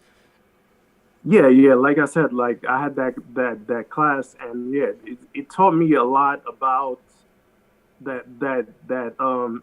Well, it wasn't like over advertising, but they told me about like the teacher kind of explained how there's like product placement and all this other stuff that they put into the movies that people don't really pay attention to, but they're kind of being programmed to buy certain stuff or but like stuff that they're not aware that they're being they're receiving a message about. Like, I can give you an excellent example. Every time Marvel has a new Iron Man movie come out, or I guess any of their superhero movies, there's an official car company that creates an agreement with Marvel Studios for that movie. So I believe in the first Iron Man, he drove an Acura. There was another one where he drove an Audi. And every time it's featured prominently in the movie, oftentimes Coca-Cola will be featured prominently in the background of a scene, or when a character tells another character how cool their outfit is, and then they mention that they got it at Tommy Hilfiger or wherever it is. I mean, that's exactly what's going on. Now, Tom, what do you think about this? I mean, it's often been said that every story that can be told in Hollywood has already been told, and that's why all we get nowadays are remakes of past films, and then as a result, we get a pile of garbage like the most recent Disney Star Wars trilogy. I think it's an astute note. What happens is your real writers, I met a number of them, even the lady that wrote Gravity contacted me, Avatar people, I talked to their attorneys. What's happening is you're getting the actual writers, the studios can make a fortune off of keeping it in-house. So they take it from the original writers and they give it to people who are loyal. The Wachowskis failed as writers, they even said it. So they have to pack their bags and leave after they failed at Assassins, and they brought another writer in to finish it. So what you're seeing is people who are loyal to the studios, who are in-house, are getting the work, and that's why it's so bad. And those guys take, precedent over the actual writers. The actual writers are just cast aside. That makes a lot of sense. So what we're hoping to do is create a kind of a revolution where writers are actually brought back on board with their original work. So Avatar, the way it was supposed to be, Kill Bill, the way it's supposed to be, Gravity, Last Samurai. Let's see these works the way they originally worked, with the passion that was in there from the original writers, their vision, and how tight they could be from the original works. That's to shepherd and lead, and then you're going to see some good work back. Right now it's been choked off, and so you're going to get these secondaries doing the work. It's almost like when I get an image of a blue person and a red person. The red person has the idea, and Hollywood gives it to the blue person, the person who doesn't have the idea, and that makes their career, like Bonaventura's pension. Yeah. So you haven't really seen the good stuff yet, but we're going to have a golden age in writing again. In fact, a lot of the Warner Brothers writers were told are fans of the work, and my case and stuff too. So, and I have a paparazzi here telling me, to stay alive, Tom, you and your child still, and it's all being done for you now, top people. So you're going to see a golden age in Hollywood again, or the new Hollywood as we're calling it, as Fitzhenry says. Yeah, I kind of figured that there was kind of like some suppression of like certain scripts, because like you said, there's just remake after remake. Like I said before, I'm a big fan of 80s and 90s movies, and a lot of them have been redone, and I'm like, it doesn't make any sense. Like some of them is major changes, some of them are minor changes. Yeah. But like it still doesn't make any sense to remake them, because another thing that I don't like about that is like the current generation, all these young kids, like they think it's new. Like they're not going, like I watch remakes of other stuff like that came out in like other decades, and I've gone back and watched the original. Even like when they recently made the Tron movie, I never saw Tron before, and I went back and watched Tron to find out like what's the difference, like compare and contrast both of them. But like kids nowadays, they're not doing that. They think that the movie that's coming out is like this original concept, and they're not even, most of them aren't even going back and trying to like find out about anything else. Yeah, I liken it to like the scripts that you're seeing. A lot of times it's like carcasses, like they're stripping the carcass of the original material. And what they do is Warner Brothers even talks about in their story department that they strip out the concepts that are new, right? And they insert them where they want them. So it's hodgepodging. It's like a quilt work. And what you need to do is see the original work the way it was originally done. That's what's causing them a great grief. In our situation is we're going to make the Immortals Matrix story as it was originally written and copyrighted, preceding Matrix. And that's going to, people can come up with a checklist and see, Jack's the Neck, that Wachowskis were excited about, the Armageddon scenes that Joel Silver wanted to do, and the little girl at the train station, Squiddies, all that stuff. So you're going to see it the way it was originally done. It's not going to be the same story, but it'll be all the images that the Wachowskis lifted in their visual storyboard to rip off the work. They didn't care about making a cohesive work. They cared about getting credit for the original images and ideas, and that's why they're stripped like carcasses, and it doesn't play well. They don't care if it plays well. They say like they figure out for themselves. But wait till you see a lot of the authors I've been talking to, playwrights and stuff, the way the original work was meant to be. It'll be tight. It won't be a trilogy. It'll be one script. Like this is how it is. One script. It's 128 pages. It's not a trilogy with an animatrix at the end to use up the rest of the ideas. So hang in there. It's all going to work. It's going to be great. Yeah. Coming. Because I didn't watch the Matrix when it originally came out. I think I saw it like maybe 4 or 5 years. Like I was watching it on I watched it on Netflix for like 4 or 5 years ago, and I didn't understand the hype. Like I thought the first one was good, but the other two parts, I'm like, it's not really necessary. Like what?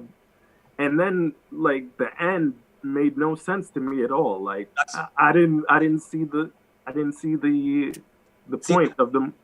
You're absolutely right. You're spot on. Don't feel bad about it, because the Wachowskis didn't know how to end it. That's why there was a big debate on set. And Brad Martin stepped forward. Others are stepping forward saying, yeah, your script was used, Tom.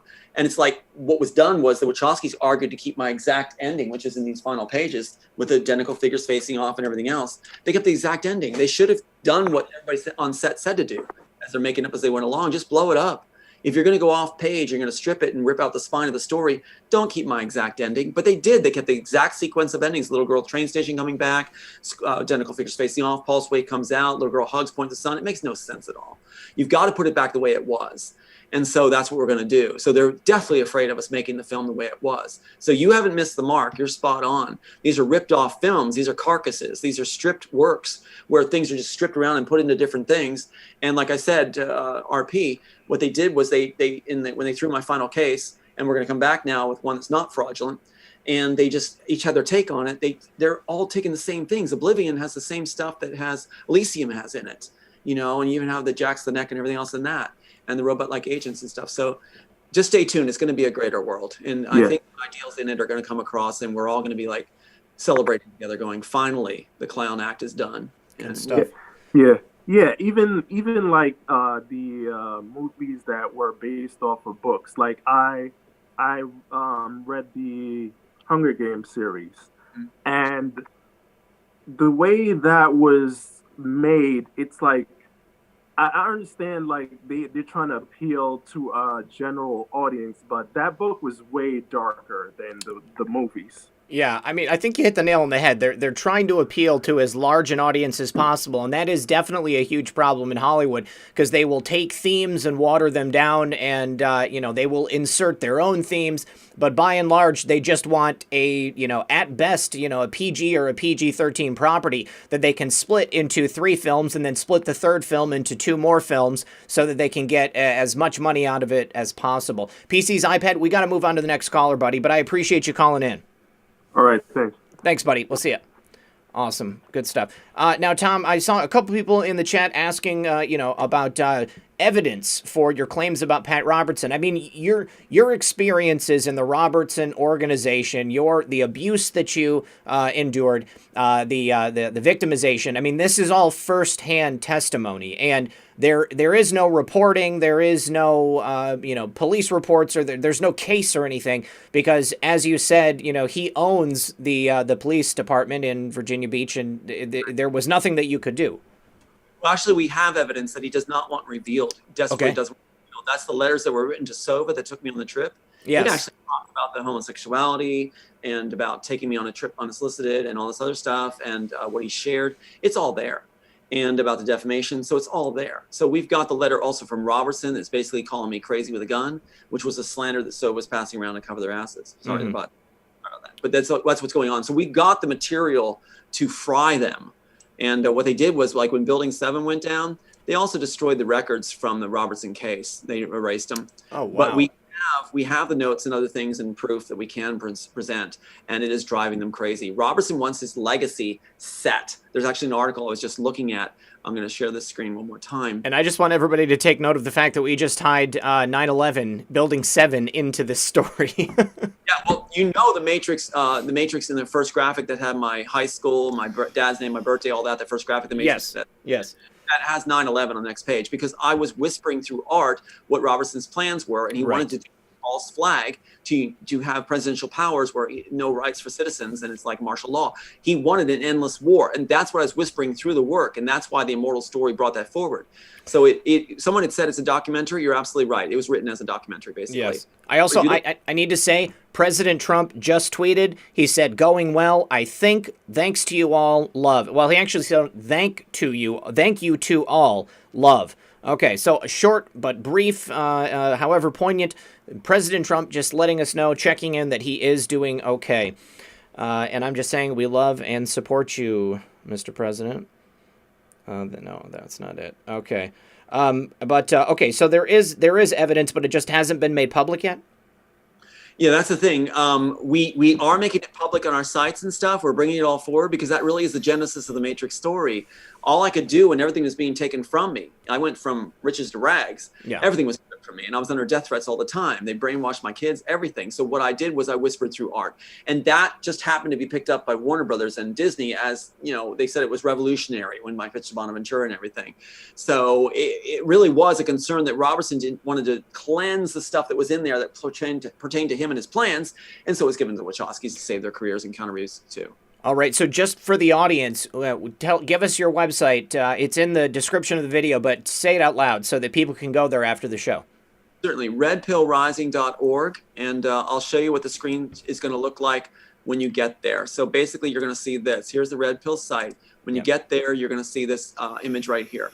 Immortals. What's interesting is the title has reflected down the green scrolling blitz, which is in the Immortals. You have all these different matchups that bleed off the title. And then you see a work that my son did, which is amazing when he did it was 13. Yep. A tribute to his dead brothers and our efforts to try to get truth. So there you go. Oh, God. So sorry to hear that again. Okay, so let's go to our next caller. Oh, we just lost somebody. Somebody just hung up. All right, well, we're going to iPhone. Callers, we've still got 25 minutes left. So if there's anybody who hung up, please give us a call back. Call back in. We're going to be going to our next callers here in just a moment. I had just 2 more donations I need to call out while the caller's microphone is coming on. Our good friend of the program, Gino, he says, the Matrix is becoming a self-fulfilling prophecy. Yes, once again, very, very true. And then also from... Corgi on again. Just figured out how to donate. Took 3 years. So twice in one night. I appreciate it. Thank you very much. Thanks for watching also, Corgi on. Okay. And let's see. The iPhone is not connecting. All right, guys. While we're waiting for that, just doing a quick check. 3,100 people still here. 1939 likes. Please do consider leaving a like and helping us to raise some awareness on the show.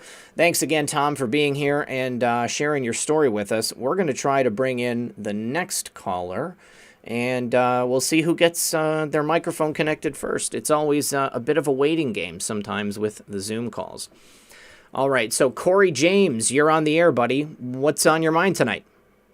How are you guys doing? I'm good. How about yourself?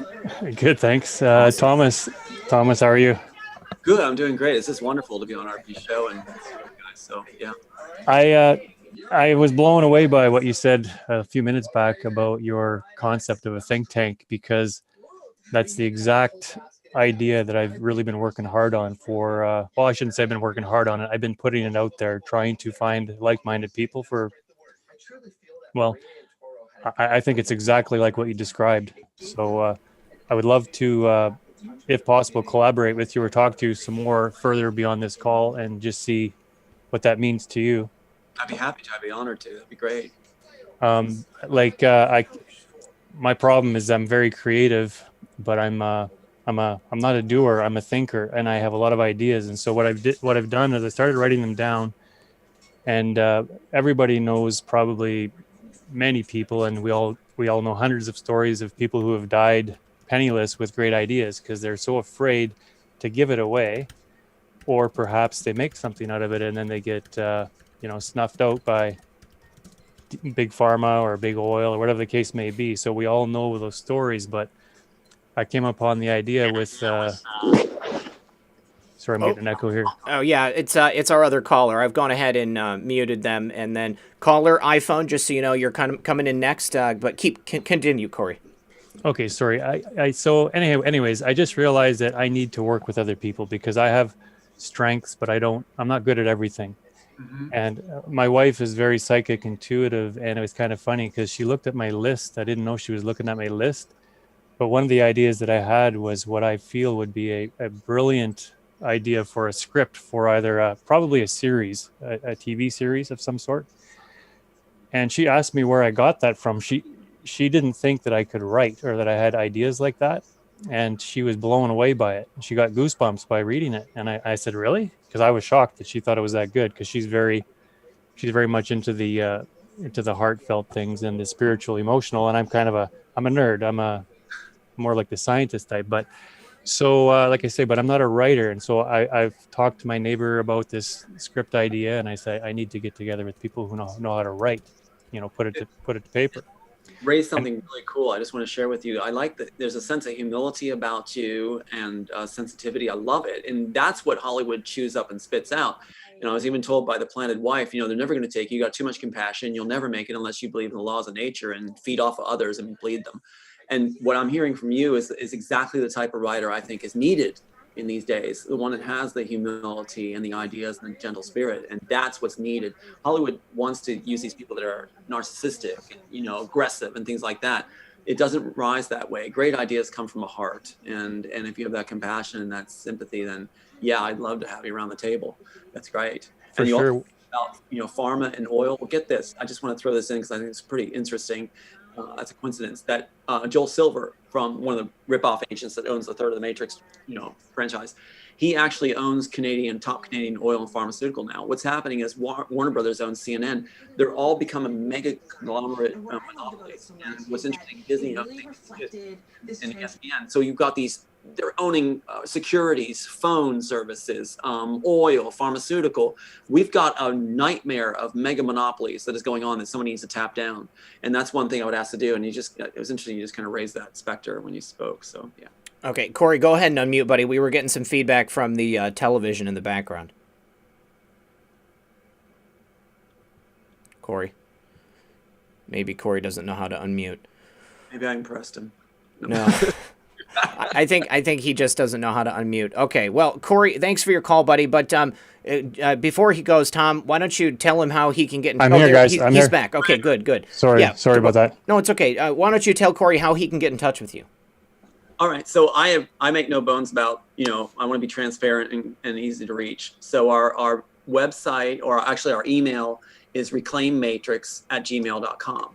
So, and I also have phone numbers available too. If you want to send an email, I'll give you the phone too. We can chat on the line. I have no problem with that. So, yeah. So reclaim matrix, all one word, @gmail.com. @gmail.com. Right. Okay. And before we go to this one thing too, I have one of my ideas on my list, I think would be just brilliant. And I just love to give it away to Red Pill.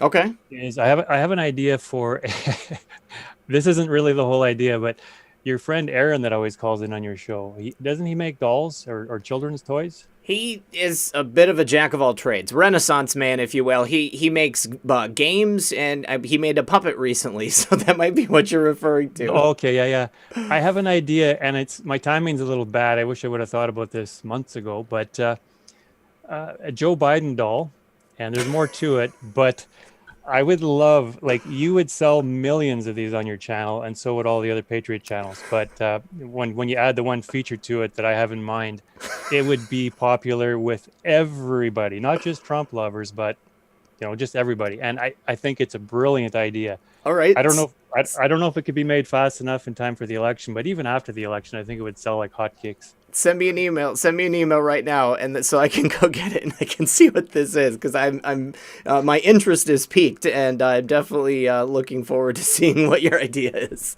Okay, I'll do that. So you guys can have another caller on, but I'll email Thomas, and I'll email you as well. Thanks for your time, guys. Awesome, Corey. The idea was stated on October 2nd, 2020, just so you get credit for the date. All right, sweet. All right, thank you. Have a great night. Thank you. You too. Yeah, bye-bye.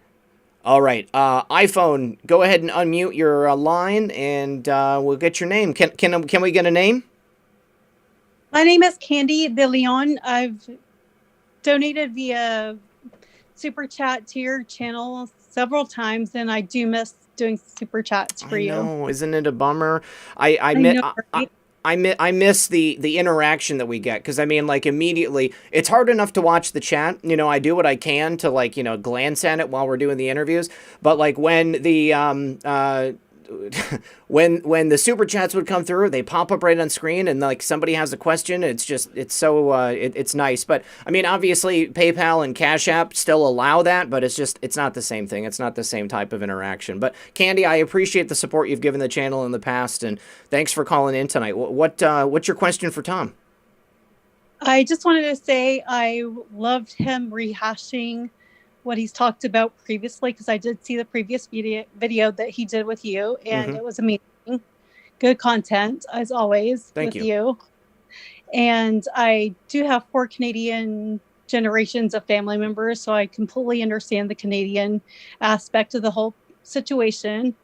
And I wanted to tell you a quick story and then get off of here so you can take other callers as well. Okay. I lived in Houston about 10 years ago, and I was grocery shopping with Bush Senior and Barbara. Someone approached me at the door and told me to go in the checkout door because they were there checking out. So I went in, and they gave me the creeps when I seen them. Oh, I bet. I was probably 10 feet away from them as they were checking out. I didn't understand why they gave me the creeps, but as I learned throughout the years, I know why they gave me the creeps to this day. I would imagine there would be just a darkness of sorts just rolling off of them. How strange. I mean, were they just like in town? I mean, no, they lived in Houston. I lived in Houston. Houston. Okay. 2009, 2010. And, okay. We were at this place called Central Market, which is a pretty legit place, organic food, healthy food. Sure. And I don't know why they were shopping for healthy stuff. Well, you know what? I mean, quite honestly, like, I mean, those people, they always want to push the garbage on the plebs like us. And then they will make sure that they buy like the healthiest, most natural, you know, most expensive food they possibly can. And then look down their nose at people who can't afford to buy, you know, or organic produce every time they go to the store. Well, I got about 10 feet of them, and I was talking to one of their security people that were with them because he was helping me down with my umbrella because my umbrella was broken. He advised me to get a new umbrella at the time. I was like, okay, thanks. All right, moving on. But they gave me the creeps, and I didn't understand it because I've been conservative all of my life. Right. I'm like, the Republicans are not supposed to give me the creeps, but now that I'm educated and started doing the rabbit hole digging and everything, I understand why they gave me the creeps. Being in their presence, 10 feet away from them. So exactly, it was a crazy experience. And your guest elaborated on that and validated it even more. And I so much appreciate your guest for that. Awesome.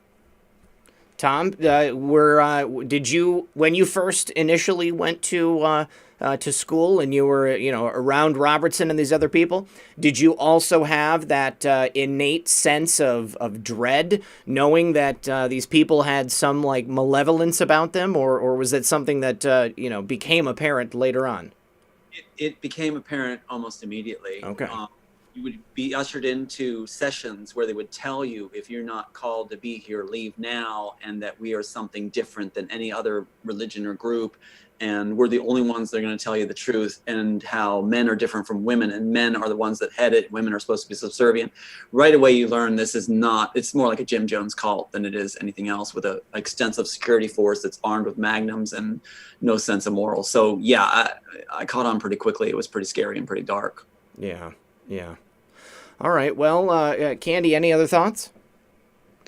Yeah, at the time, I did not understand why they gave me the creeps, being in their presence, like so close to them in proximity in real life.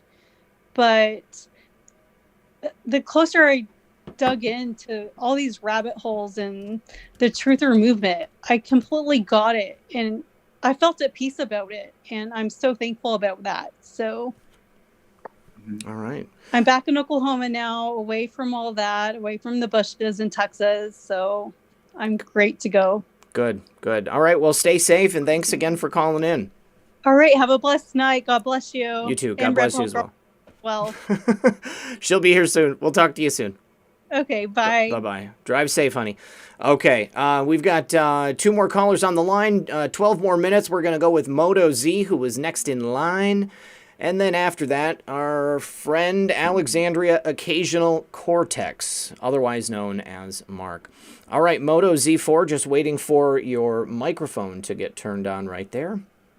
And so Tom, while we're waiting on that, was there anything, about the situation with Pat Robertson that you wanted to make sure we talked about tonight that we haven't discussed yet?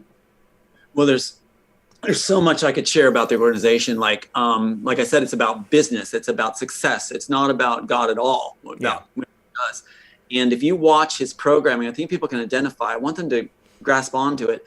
When he does his prayer sessions and stuff, like when he used to do the prayer sessions for people, if you watch him, watch what he's doing. He goes like, he gets tight-eyed and strains, and he goes like, there's a person out there named Andy or Alexa or Alice, and you've got a head pain right here, and God is healing you. Praise God. Praise God. And what's going on? Is God hard of speaking or weeble voiced, or what's going on? Why does he have to strain to hear him, and why is he saying all these names? So he can then say, someone's going to claim it. That's me. And then they take money. And what's interesting is when these people send their prayer requests in, if they send donations, the people that are volunteers to receive at fundraisers, the letters, they bring bins into their mailroom and tell the volunteers to just rip open the letters and throw out the contents, prayer requests, and just checks and money into bins. That's what he's doing. He doesn't give a care about people's needs or prayer requests. That's just for PR. So I think if you take a look at it inside what's really going on, we had a student who was writing a paper about Robertson's organization, and he was sent down to Nicaragua to work on, or Colombia, Colombia, to do some PR work with pastors down there connected to Robertson's group. And what he understood was he interviewed pastors and priests, and they were saying that this Operation Blessing was going to a certain location to hand out the medicines. What they did was they filmed drug lords receiving them. You see hands, so you don't see people. You see the hands receiving it. The drug lords knew to go at those locations. Robertson just wanted the footage of handing it out for the PR sense. And those drug lords allowed them to stay in the country unharassed because they're receiving the donated medicines to them. Wow. So what's going on is they had a ring like that, and he didn't care. He just wanted the footage for PR. When that paper ended up back home, they redlined it all out, and the student was told, just share this, and let's leave out the rest of this. Wow. Unbelievable stuff you'll find out, where it was all about money, success. He owns diamond mines, ice capades, gold mines, oil mines. He's a monster. And he's got his plans to actually be part of that one world society as a one world theocracy. Mm-hmm. And he's working with Disney with effects to, interview, make it like Christ is coming to him. That's the immortal story at the ending. And what's coming out now in Toronto Star, a publication, like we had a guest from Canada, it was really sweet. That is finally featuring articles talking about Robertson's plan to interview Christ on the mountain, man-made mountain, when Christ returns. Wow, wow. Yeah, it's insane what's going on. All right, so we've got our next caller on the line, Moto Z4. Can we have a name for the audience? Yes, it's Mr. Nicholas. Mr. Nicholas. Oh, Mr. Nicholas. Yes. All right. Well, thank you very much for calling in. So, I guess the first question I have for you, Nicholas, is when did you realize that Sophia was anything but genuine? I just would see little red flags over the years. Like when I first brought Tom to her attention, she was making all these accusations about he was in New Zealand on set, or he was in Australia on set. It's just these baseless claims. So that was like the first red flag. Which, she would share with her team. And then just like stuff later on, Thomas kept trying to extend the olive branch to her, and, was conveying personal stuff about his family, and she was just viciously attacking them. I was like, there's something not mentally right about this lady. Mm-hmm. And then a couple years ago, she was doing a party going to a Floyd Mayweather party, and I loaned her some money for 2 of her court cases, and she never paid me back. It was about $3,000. So wow, that's sleazy. There's too many red flags. I was like, yeah, I'm definitely on the wrong team. So, well, Tom, let me ask you this question. So if you were initially trying to reach out to Sophia, as some type of an olive branch and maybe work together, I mean, what did you think of her? I mean, because clearly if you wrote this script and they stole it from you, I mean, you knew that she didn't have a claim in the same way that you did. I mean, did you think that perhaps she wrote something else that was similar and they actually might have stolen it? Well, I was thinking, like, I think Nicholas can verify. When she first called me and everything, I thought maybe she has a claim. I hadn't seen any evidence from her, but I thought maybe the image came to me of, me as the, Caucasian guy with the African-American woman standing together against cruel Hollywood, Okay. bad Hollywood. That's a good image. I pictured, hands raised, let's make a difference. But when she blew the gasket over the contact saying that, your personal information is inserted in the first graphic, and she just lost it. I don't know if Nicholas was there, but we had a correspondent from England, I guess BBC, lovely lady, doing an interview. It was like 4 a.m. for my time on Hawaii, but it was like she got really into the idea. I want to know more about Tom's inserted material, and Sophia just cut me off on the interview and started, babbling. And I learned that she would just talk and talk, but there was no substance to what she said. It was like she just babbling, and I was like, "Where's the substance?" And then she sent me her third eye and stuff like that. There's nothing in it. Then I'm finding out she's, right at the bat. Nicholas was there when she first said, you can claim Matrix 2 and 3, not Matrix 1. I had no idea at the time. I thought maybe it's another fellow person. I wanted to believe she had been ripped off. And then in the end, I realized I had just been played completely. And thank God Nicholas came around and, finally brought it to my attention too. And then when Thomas, just recently or within the last year or so, when Thomas had brought to her attention that Anthony Rankin filed not as an attorney, but filing as pro perp, acting in the capacity as if he was Thomas.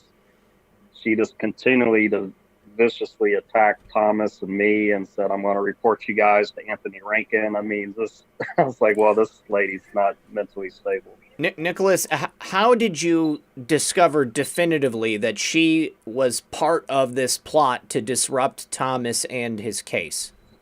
Just like stuff that Thomas was saying earlier about how he cannot claim Matrix 1, and then when we brought to our attention that it was Rankin that filed as a pro per persona as Thomas, and about there not being any signatures or pitting a forged signature per se, she ran immediately to Anthony Rankin. Okay. So she exposed herself. Exposed herself. There you go. Okay. Yeah. All right. I can understand that. All right. Well, Nicholas, I appreciate you calling in, buddy. We've still got 3 people on the line. I want to get to at least one of them before we're at the end of the show. But, I think maybe we should do, even another show where we have a longer conversation specifically about Sophia's involvement. I think that would be good. Okay. I appreciate it, buddy. All right, man. Well, we'll be in touch. I'll talk to you soon. All right. Thank you. Yep. Bye-bye. Have a good night. Thanks for calling in. All right, great. Let's see. So we've got Alexandria, Occasional Cortex. Let's see if we can get to all 3 of the callers before the end of the night. So I'm going to take the number off. Hey, Mark, what's going on, buddy? Oh, man, another day in paradise. Certainly is. What's on your mind? I thought about some Hollyweird stuff that was relevant, but first I just wanted to say POTUS and FLOTUS are alive and well, and they're totally safe. No Rona. Absolutely. And he told us that he test positive 2 years ago to the day. So we know that's the case. But anyway. Well, Mark, I also want to say in his tweet announcing that Hope Hicks had the beer bug, if you read every other line, he spells out HCQ in the text itself. So I think there's nothing to worry about. And I actually meant to pull that up. So I will get that pulled up here before the end of the show, you guys, and you can see it in case you haven't. But what's your question for Tom? Well, my question is, before, for a few years in Hollyweird, I had breakfast every Saturday with these guys that were in media and tech and a lot of Hollywood guys. But what I'd found out over the years is that the 3 places that we'd hang out were all owned by the same group, right? And they were, as it turns out, creative artist agency. Ooh. That owned all these things or was donating. And so Time's up. And I knew a couple of those connections. But what's your take, is my question, on the CAA being just a front for the CIA and you know of any stories like that you can share about There you go. how much CAA controls that, or anything about that connection to intelligence. Give me the CAA long. CAA, the Creative Artists Agency. It's been said that they are, like basically the Hollywood arm of the Clowns in America. If you take a look at their home campus from up above, there is the Illuminati triangle, from above with the eye in the middle. But have you ever heard anything about that?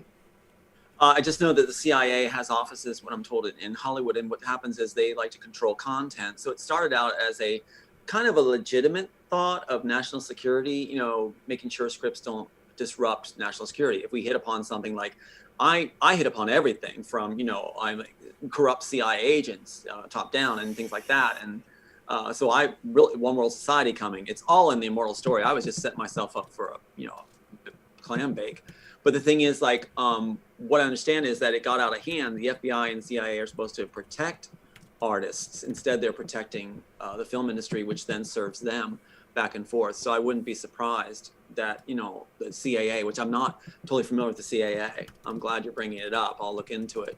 But as far as the CIA, I was approached by CIA operatives like Lauren Holmberg on Maui, who was a Mason, and he told me that, he told me about 9/11. He said it's common knowledge in the industry that, it was an inside thing, and can't believe the public believes that it was otherwise. So they're just telling me all this stuff and saying they're fans of my work, and that I would be brought into this, basically elite, and be learned all kinds of things that would blow my mind, they said, and just not try to make a difference in the world. So you see right there a layout of their mentality, which is artists are courted, writers are considered assets in our country. If you're worth your salt, then you're an asset, and they try to set you up that you won't try to make a difference in your country or among people, and you basically just let people go to hell, and you enjoy the fine life that you've earned by creating art that they like. And so it's very interesting that I've been courted a number of times by Pat Robertson's group, operatives from the CIA, FBI. Again, they helped me, they gave me this card to carry, and then they'll pull the rug on you. So it's an idea of court, pull the rug, court, pull the rug, until you decide to put your emotions in the freezer and do whatever they want for yourself, they'll say, and for their needs.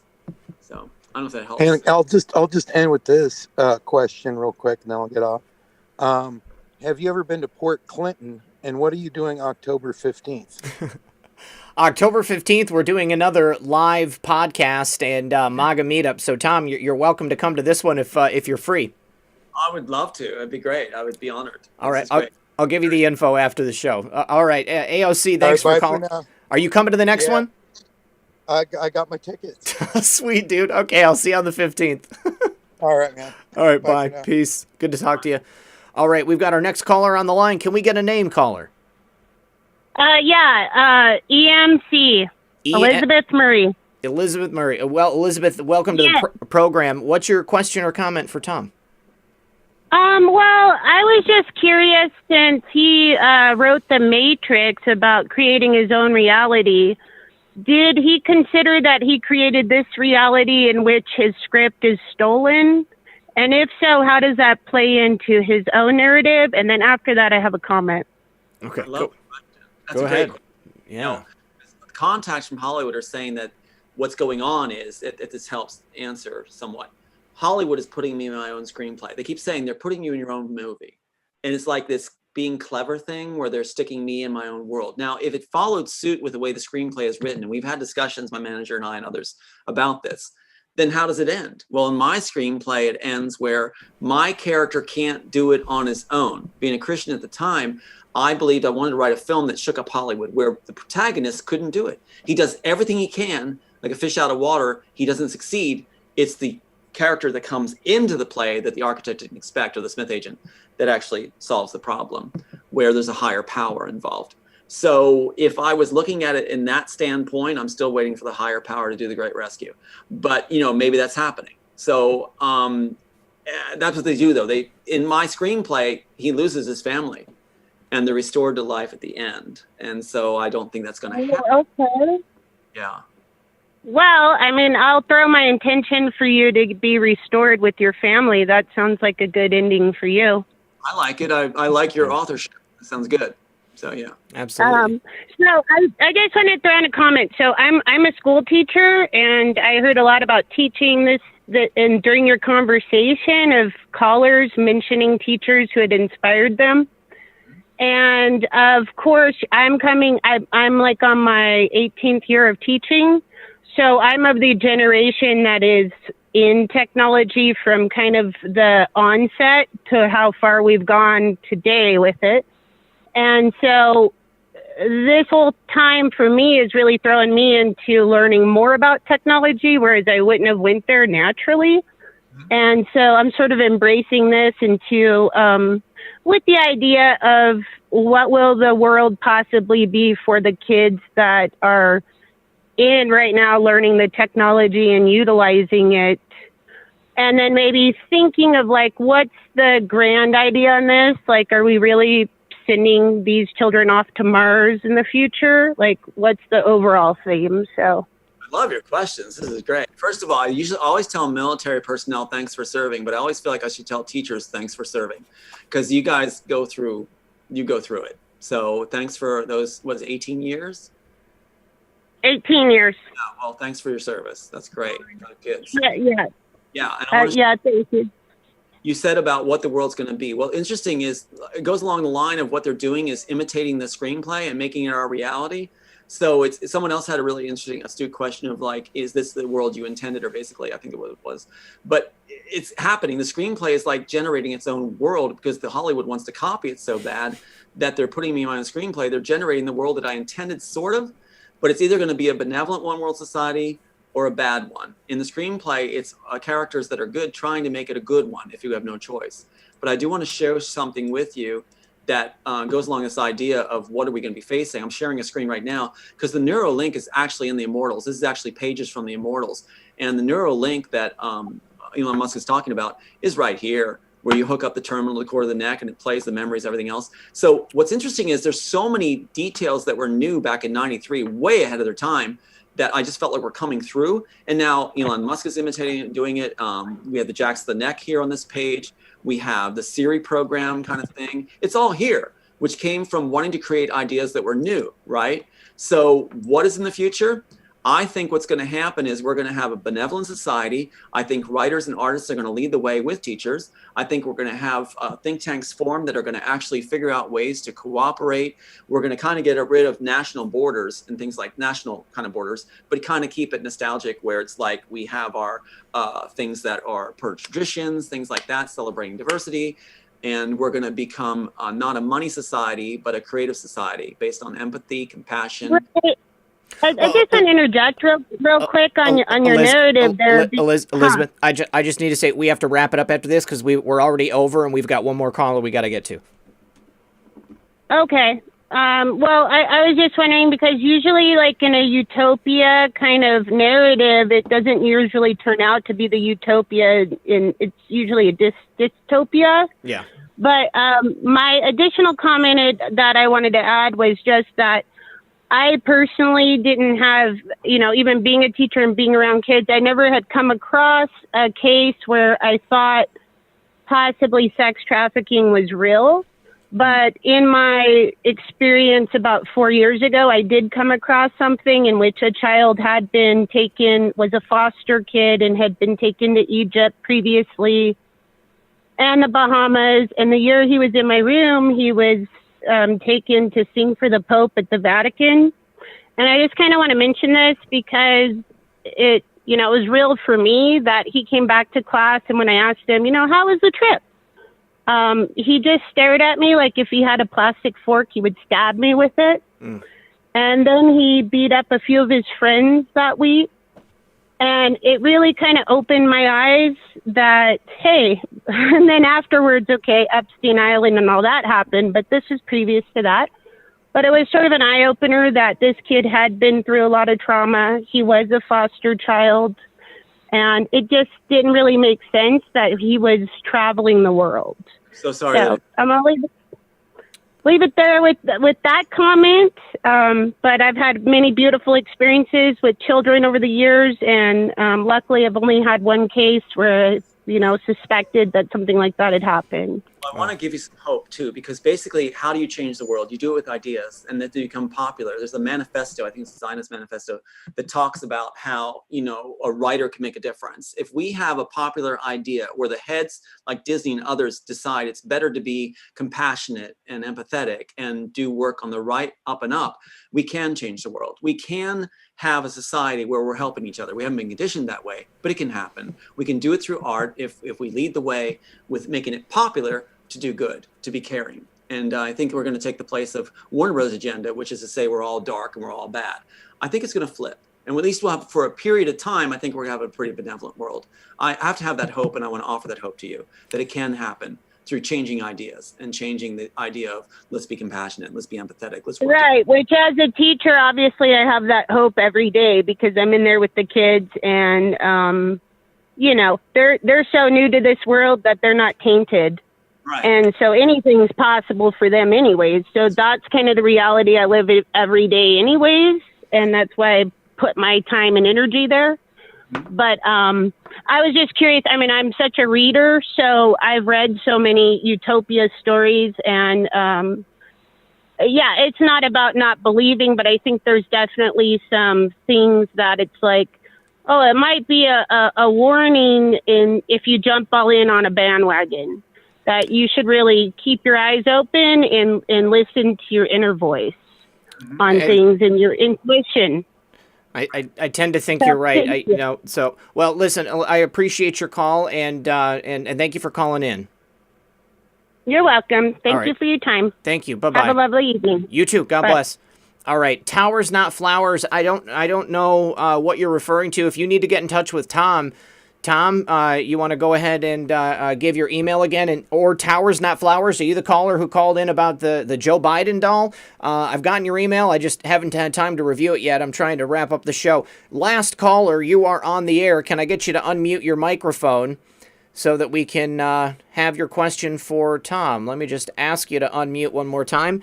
You're going to have to look at your phone probably and click unmute, and you've done it. Can we get a name for the audience? Hi, this is Truthmonger again. How you doing? Hey, Truthmonger. Good to hear from you, buddy. What's your question or comment for Tom? Well, the last part is more important than the first part. Just the first part was that to tell you how far back this goes and how long I've been waiting for these days. These are the promised days. This is the separating of the wheat from the chaff for the great harvest. So that's number one. But the little bit that I wanted to share about that, I was in Virginia, and it was pretty much my time, just before my time in the woods. And a bunch of people had got together, and some of them were even like homeless, to work and build this big, huge church, which was the mega church that Pat Robertson took over. And the same people who volunteered for free and worked night and day to build that church were not allowed in the church because they weren't dressed right. Wow. So anyway, that's information how far back that was at the very beginning. We all looked at each other and we all prayed. Every time I went to that church, I always prayed for protection every time. But anyway, so that just shows you how long I've been waiting for these days. And I can tell you through prayer, I ask and I invite people to please join the movement of prayer, because that is what this is all about. When the people finally come to the point and realize that we have screwed up so badly that we can't even fix it, that's when we turn to God. And that's what's going on here. That is the great harvest. Those that grow cold of heart will be left behind, but the rest that are coming to God. So I encourage people to be proactive in the most proactive way we can, and that is learn how to pray and how to accomplish things, because two or more come together. Go to, hold on, let me get it right, strikeforceofprayer.com, and you can find a prayer call. It's non-denominational. You can find the prayer call for your state, or I invite you to join the one that I'm doing, which is in Maryland at 12 o'clock midday Eastern time. And there's a lot of revelations. We have some talk, but mostly it's just prayer. We address issues, and we get it done because we have learned how to focus our prayers. You talked to Tim Taylor. Tim Taylor. Taylor has really, really helped us in focusing that prayer. If you remember in the prophecies, he talked about that. And so it's actually working.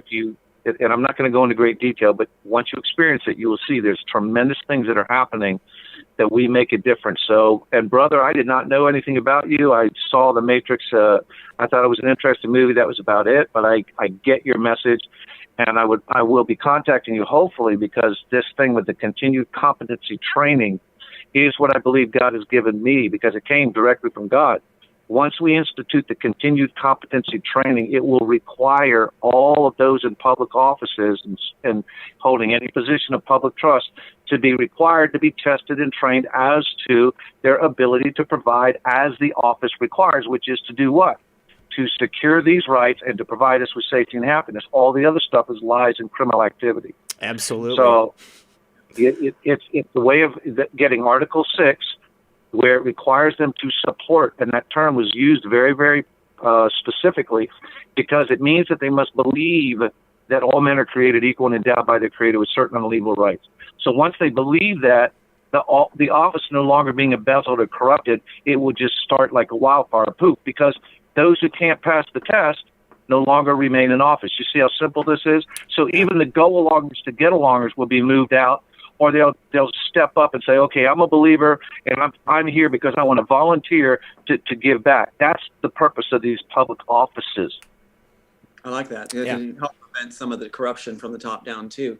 I want to point something out about Pat Robertson's organization. I think you kind of led me right to it. Robertson gets a lot of donations. What I want to say is televangelists need to lose their tax exemption. They have no right having tax exemption when they're spreading all this money and spending on themselves. Robertson actually has on every donation slip, it says all funds will be used according to Ezra 7:17-18. Now what's interesting is 7:17, basically paraphrased, says you and your fellow Jews use the money and gold according to what is it pointed for. Then why does he add 18, Ezra 7:18?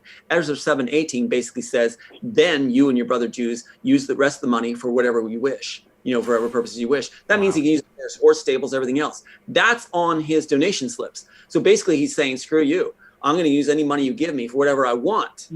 Right, but also, if you'll find out, if you hang out with this group a little bit, we've all been made aware, I've been aware for a long time, that all these churches are, in fact, criminal enterprises because they're 501c3s, which means they are a creation of the state. Therefore, they are a corporation, a legal entity only, and they are without a conscience, okay? But here's the kicker. If you go to Rule 11 of the Federal Rules of Civil Procedure, I can take that company or any other corporation down that is not providing, because Hale v. Ziegler, page 74, says what? 75. It clearly states that all corporations are creatures of the state and presumed to be for the benefit of the public. So if they're benefiting themselves, then they've already corrupted their corporate charter, and under Rule 11, you can have them pulled. It's really that simple. Same thing with the media. The problem is we don't have judges that are honorable. We don't have judges that know the Constitution because they have been educated by the socialist organization known as the BAR Association. So we need to get rid of them. Anyway, full circle after 20 years, finally, this is what God gave me, is all we need to do is implement a simple legislation, which can be done like Virginia did in a matter of days. The people put it into legislation that requires all those who hold any office of public trust to be tested as to their knowledge, understanding, and accurate use of the principles upon which the country and all forms of government are founded. It's really simple and so cool. All right. And Truthmonger, I am looking forward to our full interview coming up very soon in the next month, okay? Absolutely, brother. I just wanted to share with him that, some of us have been hanging out for a long time and doing our job, and we've lost a lot of friends along the way. Let's just put it that way. Yeah. And I should do something really quick. I know we got to move on, but I'll do something really quick. Take a look at this really quick. Okay, here we go. Look at this right here. What do you see? That is Jay Sekulow, Robertson's #1 man. #1 attorney is his personal attorney. Trump, his personal attorney, is Robertson's #1 attorney, who is there to infiltrate our world and make sure that we have a society where Robertson is not a second-class citizen. This man has been corrupt and heading offices in Jerusalem that works with the military and attorneys, also other major countries. That's Robertson's plan. And so I think Trump is aware of what's going on and allowing him to be there. It's open to debate, but it's worth a discussion sometime soon. All right. Aware of what Jay Sekulow is trying to pull? I believe so. But this man is evil, and that is Robertson's #1 man. And he is trying to do that one world society and work it through to make it a theocracy where we lose all our rights and we answer to Robertson. All right. Well, Jay Sekulow is somebody that we need to do a dig on, you guys. Obviously, I mean, President Trump has had a habit of hiring people that are less than savory so that he can have them close by, keep an eye on them, use them for whatever he needs to. And perhaps Jay Sekulow is one of those people. Truthmonger, thanks again for calling in, brother. Blessings to everybody. God bless. We'll talk to you soon. All right. Awesome, guys. Well, another great show. We went a little bit longer, so I really hope that nobody was planning on going at midnight that had another show. But if we did, then I do apologize. I am eternally grateful to everyone's patience. Thank you so much for joining us tonight, Tom. I do appreciate it. And I'm serious. I want to get Nicholas back on here with you next time so that we can have a deeper discussion about the Sophia issue. I love it. And if anybody wants to help out too, I'm glad they're donating to you. And if they want to help us make the Immortals and get the story out, we're going to be putting in the credits of the film and the book. Thank yous to anybody that wants to help this end too, help either us out. That would be on redpillrising.org. You'll see a PayPal there too. But blessings to you, and I'm excited for you too. Please do give to Red Pill. He's doing a bang up job. Thank you so much. And of course, the same is true for Tom. And just so you know, Bear Claw, your manager, had been posting it, and one of my mods accidentally thought it was spam, and so they deleted it. But I told them that it was totally acceptable, and that, yeah. So guys, if you want to help out Tom, obviously go to redpillrising.com. You can get a hold of him there. You can donate as well. And, you know, what's that? Redpillrising.org. Oh, I'm sorry, redpillrising.org. It's in the description of the video, whether or not I say it correctly out loud. But yeah, this is going to be a big thing. Obviously, I'm looking forward to the real court case getting started, and also you getting your story down on paper and having the true life story of this, you know, theft and redemption coming to the silver screen. Because even though Hollywood is a cesspool of filth and corruption, I think that there is a place in our society for that bit of escapism that we all get when we get a chance to go to the movie theater. All right. Thank you to all of the mods. Thank you to everybody who participated in the calls tonight. Thank you to everybody who donated. Once again, thank you to Tom and everybody in your organization. Thank you, guys. Be here tomorrow at 9 p.m. for another edition of Saturday Night Livestream. And then again, of course, on Sunday at 7 p.m. If you guys are at all concerned or confused about the schedule on the channel, you can go to the homepage for the channel. My new trailer goes through my weekly schedule. I produce videos 7 days a week. You guys can get the full schedule there, so if you're not getting your notifications, you can be assured that the videos are always going to come out at certain times on certain days. Tom, thanks again, buddy. We'll talk to you soon. Good luck, everyone, and God bless.